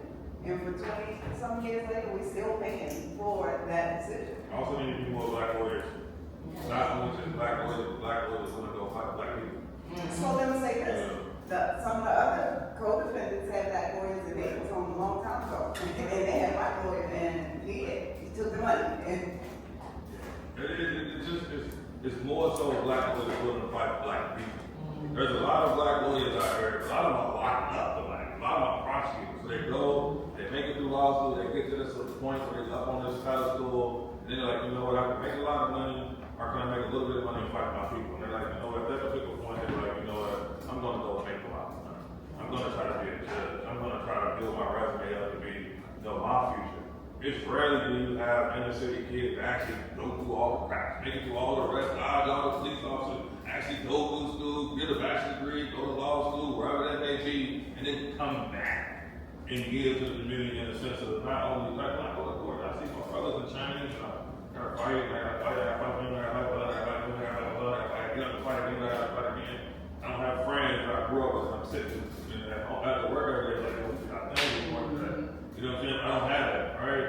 So I gotta go out and try to, I do mentorships, I do internships, I do all of this stuff, but it's not a lot of needs, period. And because I know there's not a lot of needs, there's not gonna be a lot of people fight for our people, right? It just is what it is. You're gonna have to find people who just got the heart, who all, you know what I'm saying, just wanna get it back. But it's different when we come back and fight for ourselves, you know what I mean? Like, I had like 10 of these who probably protect the whole city, but it ain't 10 of them. You know, so and then the thing is, some of us get to this point, and also we got things we gotta worry about. The bar, people making the money against us, losing our bar license, you know what I'm saying, dealing with money, as far as like managing money, business stuff that we don't get taught either. Well, I can make it this far and be a lawyer, but I still gotta manage business, I still gotta manage my family, I still gotta manage my home, I still gotta manage my kids, you know, I still gotta do things as a black man to at least keep my head above water, because like I said again, if they come and get me and I'm in a jumpsuit, then I'm just gonna get a jumpsuit like the rest of my brothers. And so to maintain this is another struggle. Thank y'all for being here today. I enjoyed the panel of being people who are working within the system, had to go through it, study it. And I have a couple of questions, but I enjoy how we kind of make these topics historical in nature. Obviously, because everything has a beginning. And I think with things like policing, we see them as natural, or things that have always been present, but these are things that have come at a certain point that have changed over time. And as our oppressors learn how to respond to these things and interact with these things, they change them up. And for historians, I generally ask, like, what's the point of historicizing these topics? Like, what does it do to show people that there is a change over time in these ideas and practices and concepts, and what can they do with that information, or what do you hope that people do with the information that they give? Secondly, I wonder about, like, you've heard a lot of what people have talked about today, going through the system with the history and how it intersects with presently what's happening. I generally wonder how you feel about what people talk about, how you understand it. Because it's one thing to study it as like a scholar, and it's one thing to work in, but it's another to actually go through this. Like, if you were even thinking about historically how these things matter, like you just went through it. And lastly, for the lawyers who are actively in the system, it's kind of a loaded question. What is reform in a system that was literally built to dehumanize you? Like, what is it to fight for your people in a system that will always have your people in it? Like, if these systems are based on enslavement, and we notice that, like, these are sources of labor, and we live in a capitalist society, and there are always going to be people to be laborers. There's always going to be a class of laborers that are at the very bottom, and it's usually incarcerated people who are working for nothing, or who are working for very little. And if we see these systems changing over time, what is reform? Like, how does that look? Is that abolition? Is that defunding? Is that revolution? Like, what does that look like? That was a lot. You should probably raise your hands 3 different times. I want to start with the historian, because you probably kill me. But historically, I think these things are important. So, like, as I was saying, I studied the early 20th century. If I were to periodize that, some people call this a time of progressive era, right? So in the progressive era, specifically in American history, they're trying to quell social ills that they feel like is brought upon by urbanity, right? By us living in these urban spaces, it's a different environment, it creates different social ills. My mentor and advisor here put me on with the book Khalil Muhammad's Condemnation of Blackness. Yes. And how a lot of how progressives saw issues associated with the city is also correlated to what's happening in the world as far as European globalization. Right? We still had an active colonization of Africa happening simultaneously as America experiences rapid urbanization and populations of white people engaging with black people for the first time, right? And they don't know how to contextualize this experience, and they're gaining information from across the Atlantic from Europeans who are trying to validate the colonization of Africa, right? So there's things like phrenology, right? A pseudoscience in which white people have decided that they can determine someone's intellectual capacity by the size and shape of their head. Imagine they come over here and they apply these ideologies that, and not to say that it was even validated when we describe Africa, right? But the purpose of European colonizers trying to validate their colonial efforts, right? American politicians and scientists, even here at Hopkins, is adopting these ideologies and they're applying it to the black population they see in these urban spaces, right? And then when we talk about systemically not allowing the same resources to be available, or housing quality not the same, instead of acknowledging that there's a system that keeps it this way, right? They then start to validate that this is why it's this way, because their inferiority, this is how they keep their homes, or this is how they keep their neighborhoods, or whatever happened. And I think that historically, it's important to understand how the world has seen us as a black population over time to understand why they treat us this way now. Right? If you disconnect that from now, it just seems arbitrary that, and you can't explain to somebody if you say, hey, we're disproportionately being, targeted, or we're disproportionately being arrested. It seems preposterous. Like, well, why would they just pick you? But this is one, right? And I think that's why it's important to historicize that and show that change over time, to show that there's not much of a disconnect from the time that we are now and the time that these ideas began. I think it's just evolution too. It's just the evolution of the policing, right? Right. Where you look at policing in 1940s, you look at policing in 1950s, and then you look at policing now. All it is the same system. It's just evolving differently, right? To still produce the same outcomes. When I worked in corrections, that was one of the biggest things that fucked me up at night, right? Was that no matter how much I show up to fight for my people, to go down the laundry and steal some bedrolls and toothbrushes, which are the basic things that a person should have, right? I was gonna always be fighting a system that was looking to produce the same outcomes, right? And so, what we'll do in that same system is, let me get some newer bedrooms. Instead of 100 grade count, I'm gonna get a 300 grade count. That's made it better, right? And continuing to evolve in the same system, but it's gonna just produce the same outcomes of the original system.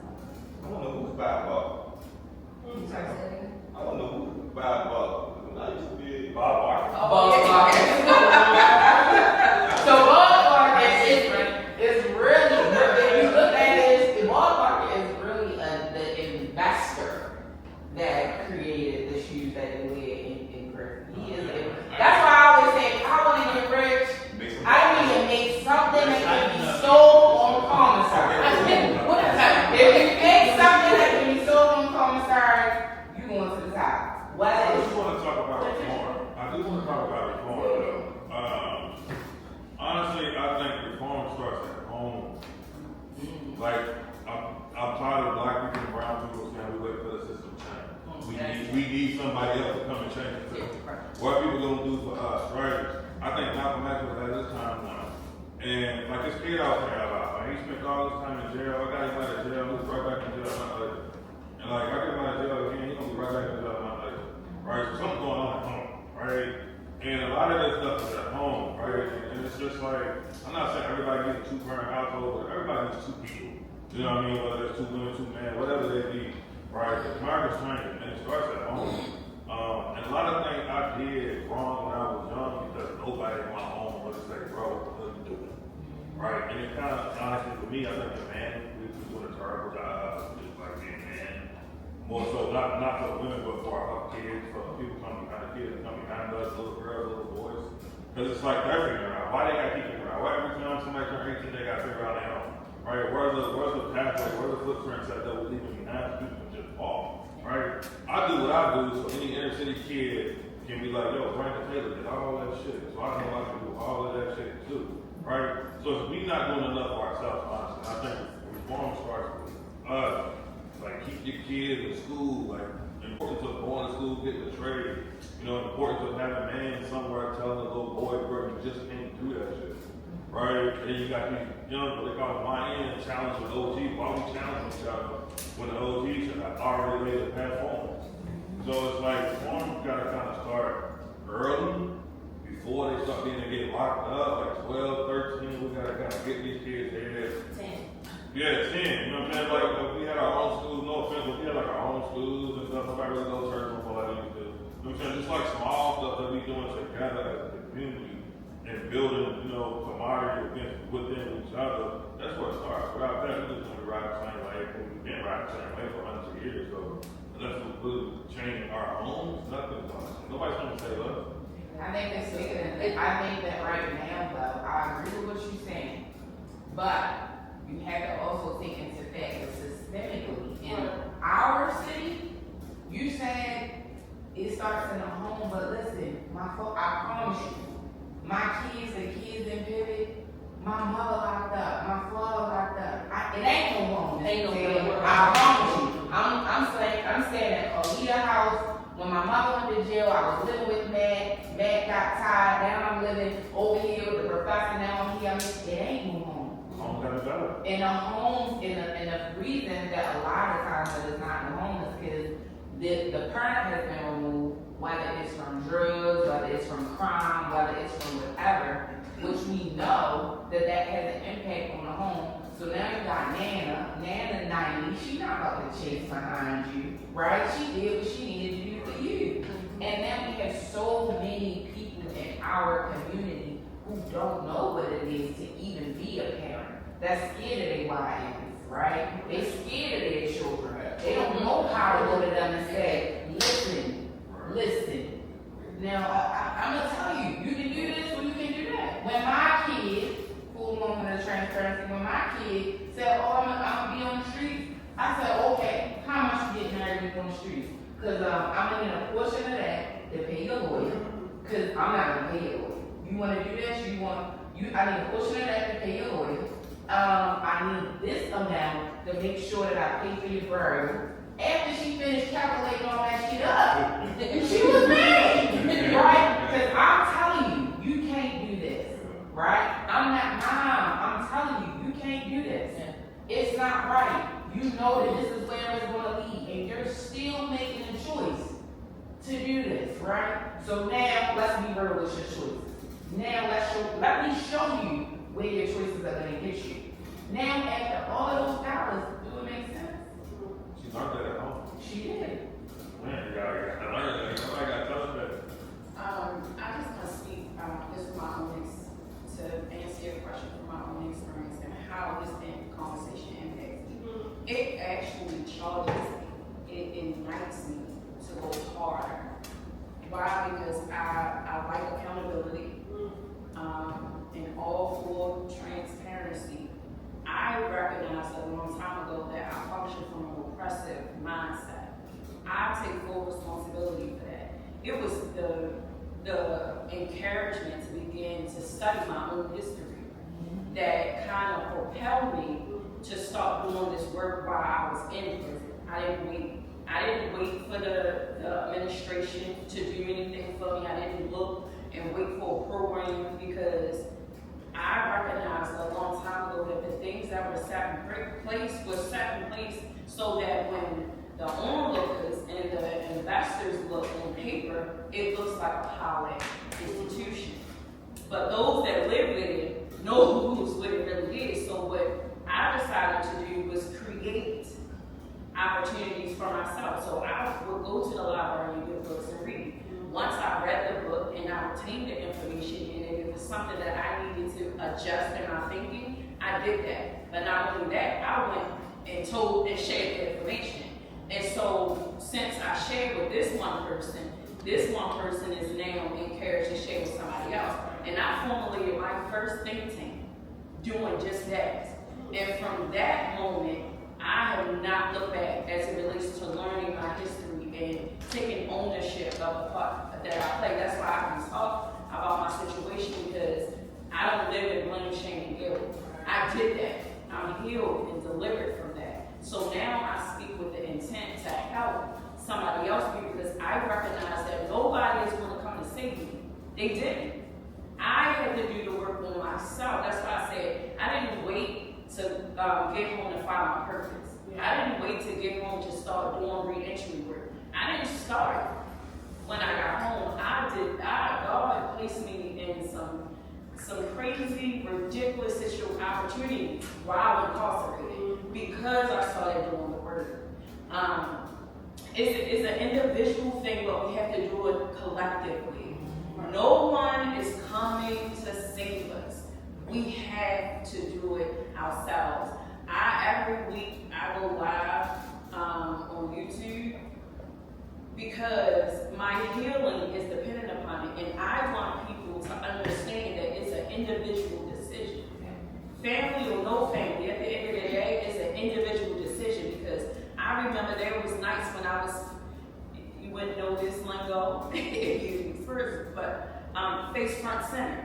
And what that means is you're you're pressing your bunk with your face pointed to the cement. Because if you look in a different direction, your roommate is either there on the toilet or something else. So you look, when you lay facing the cement. Cement, nothing else. And so you're facing the cement and you're dealing with yourself. There's no mirror, there's nobody to talk to, it's just you and the cement. And so you are forced to really deal with you. When you're laying on metal in a cot, not no bed, when you're living room, everything is in one cubicle. That's your reality. And at some point, you gotta accept that as your reality and find a way to grow in that reality and become different. Because again, nobody is going, and my sister oftentimes remind me, the 22 years I spent in prison, she does not let up. You did that. Because there was a time that I not only tried to attempt suicide, but I actually did it, and for whatever reason, God reversed that thing. Because in there, you lose hope. Because you feel like you're not getting out, because the system keeps lying to you or whatever. I've been through some stuff, re-traumatizing my own self. So when I'm in spaces like this and I hear the conversations, I take it in because it does nothing but remind me of why I do what I do. And I always tell people, greater the pain, greater the passion. I speak with power and conviction and authority because I believe what I say. And I know my lane. I don't want to speak from nobody else's lane. That's why when I speak, I want to speak to you and touch your heart, the humanity. That's where I come from. Because it is a real heart in here. Not a criminal. When you look at, if I would have never said that I was incarcerated, would y'all know that I was incarcerated? Do I sound like I've been incarcerated? Do I look like I've been incarcerated? No. Because I taught myself how to be whatever it is that I want to be and show up. And show up that way because God, nobody can do it for me. It gotta be me. It gotta be me. And that's why when I speak to people, I am saying I'm not here to force nobody to think different. I am only here to give what's in me to give, and it's up to you to do whatever you want to do with it. And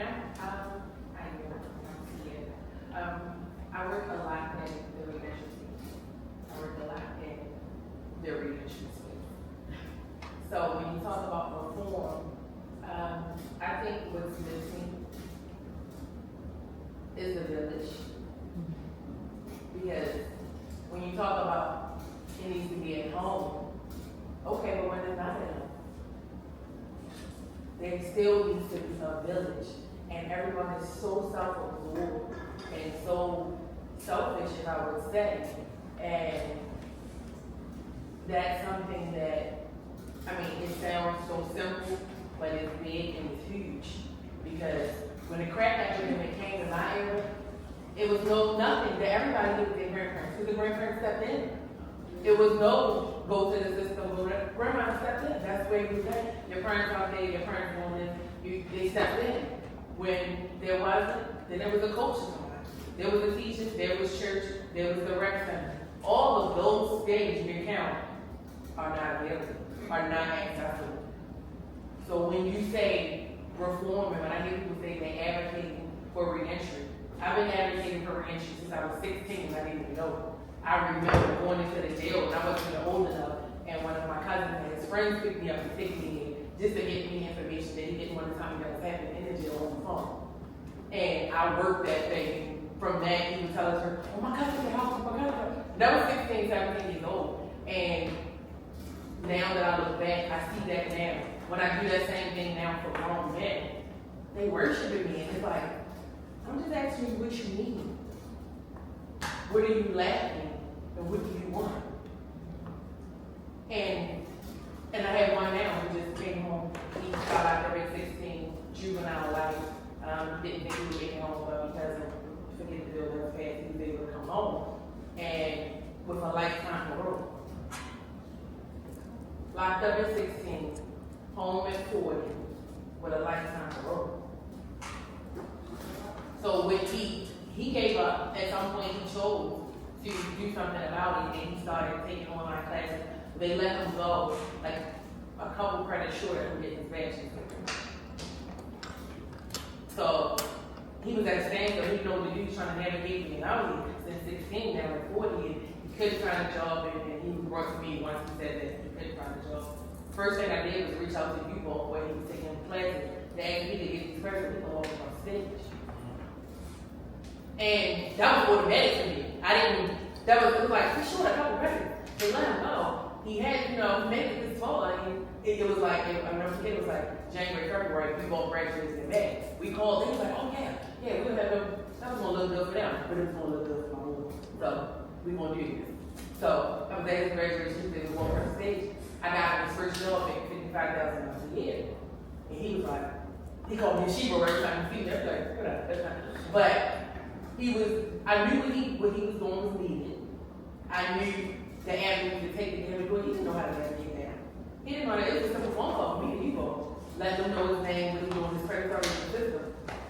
It was that village that stepped in to do what he didn't know how to do, to carry him home where he needed to go, that he wouldn't know how to navigate, would have been really, really frustrating for him. And that's the thing a lot of us don't do. We'll know things, we'll say we advocate, but are you really advocating? Because everybody will tell me they advocate. What are you personally doing to make a difference? Because to be a part of a group, to be a work, that's your job. Yeah, okay. You can pick it. What do you do when you do the work? I need to don't get paid for. My number's not out there. I don't advocate for nobody. If you know me, you know me from word of mouth. You know me from here. People think I work with you. You can't tell them I don't work with you. I sit on the board of Pivot, but I told Pivot I'm stepping down because I don't think you're getting paid. Because everybody saying, oh, Ted from Pivot, Ted don't work at Pivot. But you can't tell people that. And if you want to call Kai, they like, oh yeah, Ted from Kai, she helps me well. And one boy said, wait till they find out you from North Small. I was like, but that's where they know me from, and I do the work wherever I go. And it's not about my title. Most people don't even know what my title is. Most people don't even know I got a job. They just know I work for Legos. I never tell anybody I never leave by it. I never tell them because I was doing this work before I took that job. People don't understand that job was created because they heard about me on the street. I didn't even apply for that job. They was like, don't just send this out. You got this. Whatever. But my thing is, when people say the village is missing, because when I sit in the room,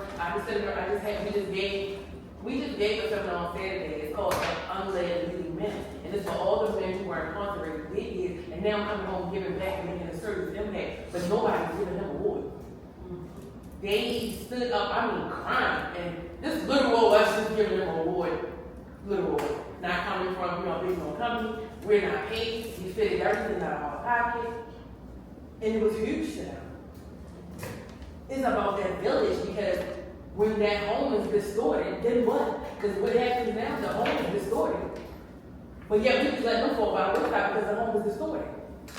I sat down and talked to a 10-year-old who was in murder. We got an ankle monitor going and he stood out to me because while I was waiting for them to set up, they were playing pool, and he was playing pool with a 17 to 18-year-old, and he was playing pool with them. He was like, oh, I hate when you. I don't mind losing to a white person, but a black person, I can't lose. Where you learn that in? Because if you're not going to lose, you shouldn't lose to nobody. You should put it in that same pocket that you would put it in to anybody. First of all, he's telling the homeowner, for a temporary for a gun charge, letting him know there's something wrong at home before he ever talking to him. Because when my son was 10, my mom will go, I'm home, I can't stay over my house. You never can stay over nobody's house. Ever. Because I don't know what's going on. When I see people and they say they charge 10, we outside somewhere. Because we got somebody somewhere we want to know who guns are. So, first of all, we're letting our children go too soon. Because if you want to be responsible with what they know and what they're being taught, you got to be in their life. You say the child's in the room, people say, oh, he's in the room playing the game. I thought this morning he was in the room playing the game. I thought this afternoon he in the room playing the game. But in their mind, he's in the house, he's safe, he's good. What's coming through the lines on that game is telling him to meet me somewhere with a bat. My son was able to play the game with no online service. He had a cell phone that I had automatically shut off at 10 o'clock. He was talking to a girl because I told him to take it off on Friday, and I would forget. He would call you talking to a girl, oh my God, my phone. I'm like, oh, ain't nothing going on. This is big talk going on at 10 anyway. But you have to still have control with these things, because these things are in the house and you don't know. All the perverts, they're coming through the line of the game, telling you something. We had a girl just started school. My mother, she was talking to this boy all summer through the game. In her room all day. At home. Exactly. But my thing is, but these are things that parents don't know they're teaching because your child is at home. And they're good. But these things are coming through your home. So you just gotta be more involved. And if we see something and you know it's not right, you'll say, oh, you know, it's like, what are you doing? Right. Stop talking about reform and reentry. If you ain't helping the reentry process or helping reform your community and people. I think going back like that community involvement, the parental involvement in the community, in those things. So really from a historical perspective, like if you want to get you guys insight on this, you might not have it, might be kind of out of your purview, that's okay. So I have spoken to historians before, and some people like kind of chart the breakdown of the Black community to desegregation. And so before that, when you're thinking education, everything that's going on in the community, in the home, it was all by Black community. They're all together. You are in charge of their education because otherwise they're not going to get an education. So after Brown v. Board Ed, that breakdown of the Black community is what is kind of, they're saying comes out of desegregation. And now when you're thinking about your kids, they're being taught by other people. They're being disciplined by other people, so they're not being disciplined at all, or their schooling and their discipline in school is now by the police force and the resource officers in the school, things like that. And now when they go into the community, there aren't those spaces where you have that community backing you, even if your home is distorted, things like that are happening in your home as well. You have people that are willing to step up. You have the church that comes around the people, all of that kind of thing, but those kind of spaces are being broken down and have been continually being broken down throughout time post like desegregation. I'm not sure what you guys opinion is on that, but that's what I've heard from a lot of That's a great question. So I would say, so I'll try to answer it in a certain way. There's always been, like you all have said here, there's always been communities, there's always been families, rec centers, schools, libraries, institutions that build community and try to maintain like a wholesome society where people can live and grow and thrive. Even through the period of segregation, so roughly 1896 to 1968, when the Civil Rights Movement completely ends with the Fair Housing Act. But the Civil Rights Movement, it was not truly successful. In my opinion, it basically benefited the middle and upper class, people of color. Because if you have laws on paper that basically say you're guaranteed these rights, but it's not being enforced, people can still break it. So the law is just a piece of paper, unless you don't have some sort of physical force to back it up. So with desegregation, yes, you have it on law that you can't discriminate in housing or policing or jobs or education. But when you have people decide they're going to break that cycle of putting government funding into schools or into public housing or other publicly shared resources, they basically opt out of that communal collective society that is in nature in the United States multiracial, whether people want to live in a segregated neighborhood or not. People opting out clearly from going from the city to the suburbs, there's money leaving with that. And because we live in a society that's not communal, like in a communist or socialist society, we live in a capitalist society, everything is driven by money. And because our governments and cities run based on taxes and property taxes that feed a tax base that pay for public schools, pay for public housing, etc. And then you have all of these masses of thousands of people leaving the city, primarily from white flight and also other upper class people of other races as well leaving the city. They're opting out of that communal project. They're taking their money with them. And whether you have political officials that are leaning towards equality and social welfare or not, the money's still not there to put into schools, to put into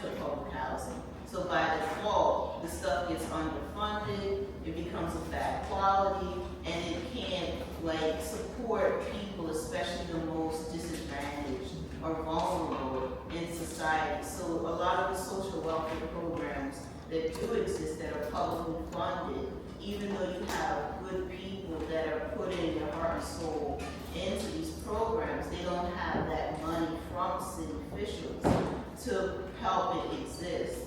And I think some historians, they do this research, they write about it, they don't really do any other work besides documenting it and analyzing it, but other historians are activist historians. They don't just like investigate historical issues, they try to add a component where they're trying to promote solutions to these problems that we keep seeing over and over again. And when I did my research, I investigated anti-gang programs that were incorporating, and this goes from the progressive era in the 20s. They're thinking about poverty, they're thinking about crime, they're thinking about mental illness, about poor health, and they're coming up with these ideas, especially in settlement houses, that help people get on their feet if they're new migrants, if they're poor, don't have proper housing. They're forming these biracial committees, often with Quakers, white Quaker women, and they're deciding we need to get middle class people to buy blocks of housing stock in urban areas so that working class and poor people can afford a house and not have to struggle to live. We're working as a group in a settlement house to find people jobs so that they can have a steady income and pay their bills. We're working to create rec centers, even in settlement houses. We're working to build urban gardens, to clear vacant lots and make playgrounds, and fill in the gap when there's not just segregation in cities that say that you can't play here because you're a certain race by force or by law, but we're making an alternative space in a social, in a program, a private or a partially funded government program, so that you don't have to be out on the street. You get the mentorship, you get the recreation, you get some sort of educational training.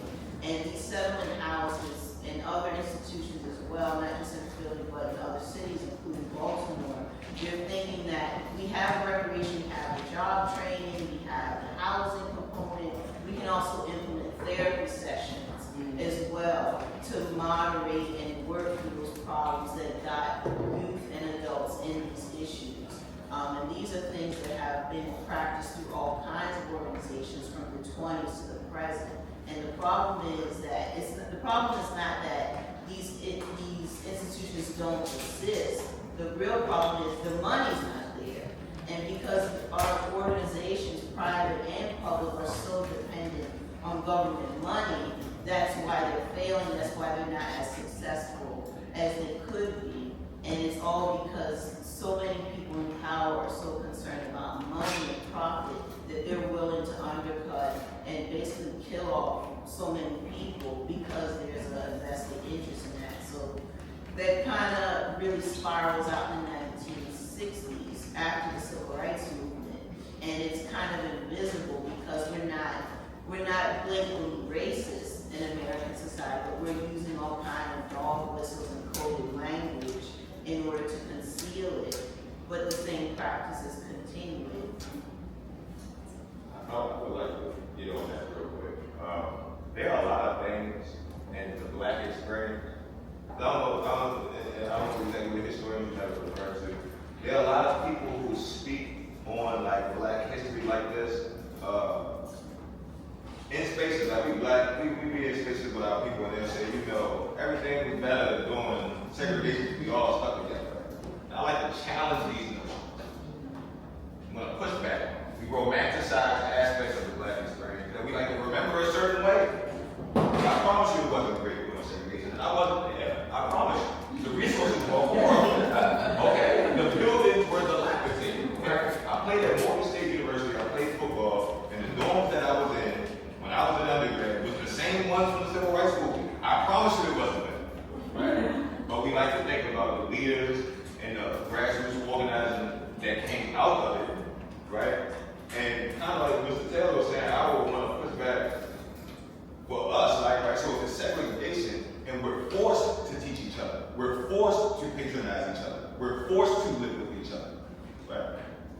were given the option, and we choose not to have that option. It's not desegregation, that's bad, right? It's like, why are we not choosing to do that? And then when we have these organizations that do it, and it doesn't get supported, it just looks over time as if, man, segregation was so much better, right? But the push for segregation was not, this is what I always try to get people to understand outside of the historical context. The push for segregation was not to be white, or not to be included amongst the whites. You understand? Like, after Reconstruction, there was just no resources for people who don't know how to be free. If we talk about, I talk about African Americans, American history, we talk about British enslavement in the United States starting in 1619, right? Today is 2025. We was enslaved for 246 and we've been free for 150. Free. Right? So I just put it in perspective like that. For 246 years we exist in enslavement. You don't have no recollection of your indigenous culture. You have no customs or practices. Like, when we talk about race, for 246 years, you can't discipline your kid. You understand? And then you got emancipation in 1865, Civil Rights Act don't happen until 1965. It's 100. Right? So when I'm talking about like the population's ability to manage its home, right? Well, not say inability, but with the forces, the things that are at play here, all of these different factors, community looks different, right? When we talk about immigrant groups, West Indian groups, they come over here and it's not all from a household. You dig what I'm saying? It's a communal aspect that we have not been able to nurture given our situation here in enslavement. We have to relearn it. Just like re-entry, we have to be re-entered into freedom. Okay?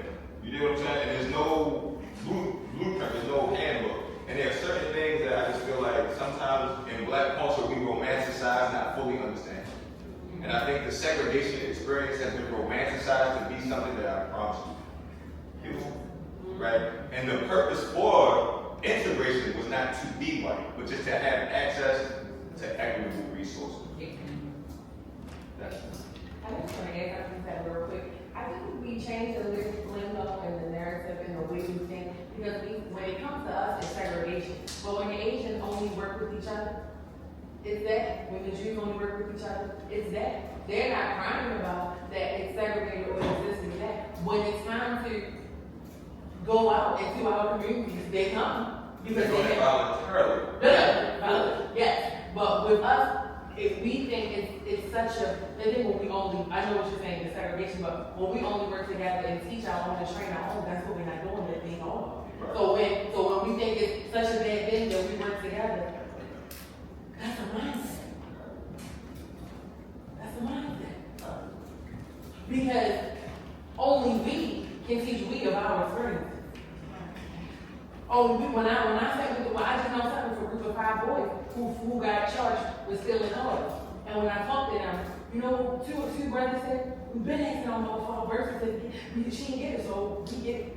At that age, people are looking at it, at that age, 14, 15, and 16, it's naturally to want to go into graduating to do something to like driving a car, which is simple, which used to be in our schools when we did have parents who weren't able to do it, drive they used to be in school. So when you had a parent who didn't drive, wasn't interested in driving, it wasn't a thing because they're used to catching the bus, they're used to doing this. But in the mindset, your child wants something different, wants something else. Driver's ed is still in a lot of other schools who have parents, when you go in NBA on Saturday, who parents have them, all their documentation, at 14 and 15, your mindset is not something there because that's what. At 30, I'm frustrated with the DMV about the question of things that they're asking for. It's like, what? You know, I'm letting the system. No, we don't need it. Do they have any piece of mail with their address on it? Is anything coming in their name? Is the bill coming in their name? In their home. In their home. Yeah, keep going back to the home. That's what I'm talking about, though. But we're talking about these kids. We're talking about these kids who home. Their name is on nothing. They don't have any of their documents. If I have a lot of people who open up these drug rehabs, drug homes open everywhere. There's no question on any of the documentations that I've seen in any drug treatment center, where are your children? That's so true. I understand. Because where they at? Because they y'all getting housed and shelter and care, and somebody can pay for you. But where are your children? They ready to steal your wife on that? Because nobody's out there for your children. I'm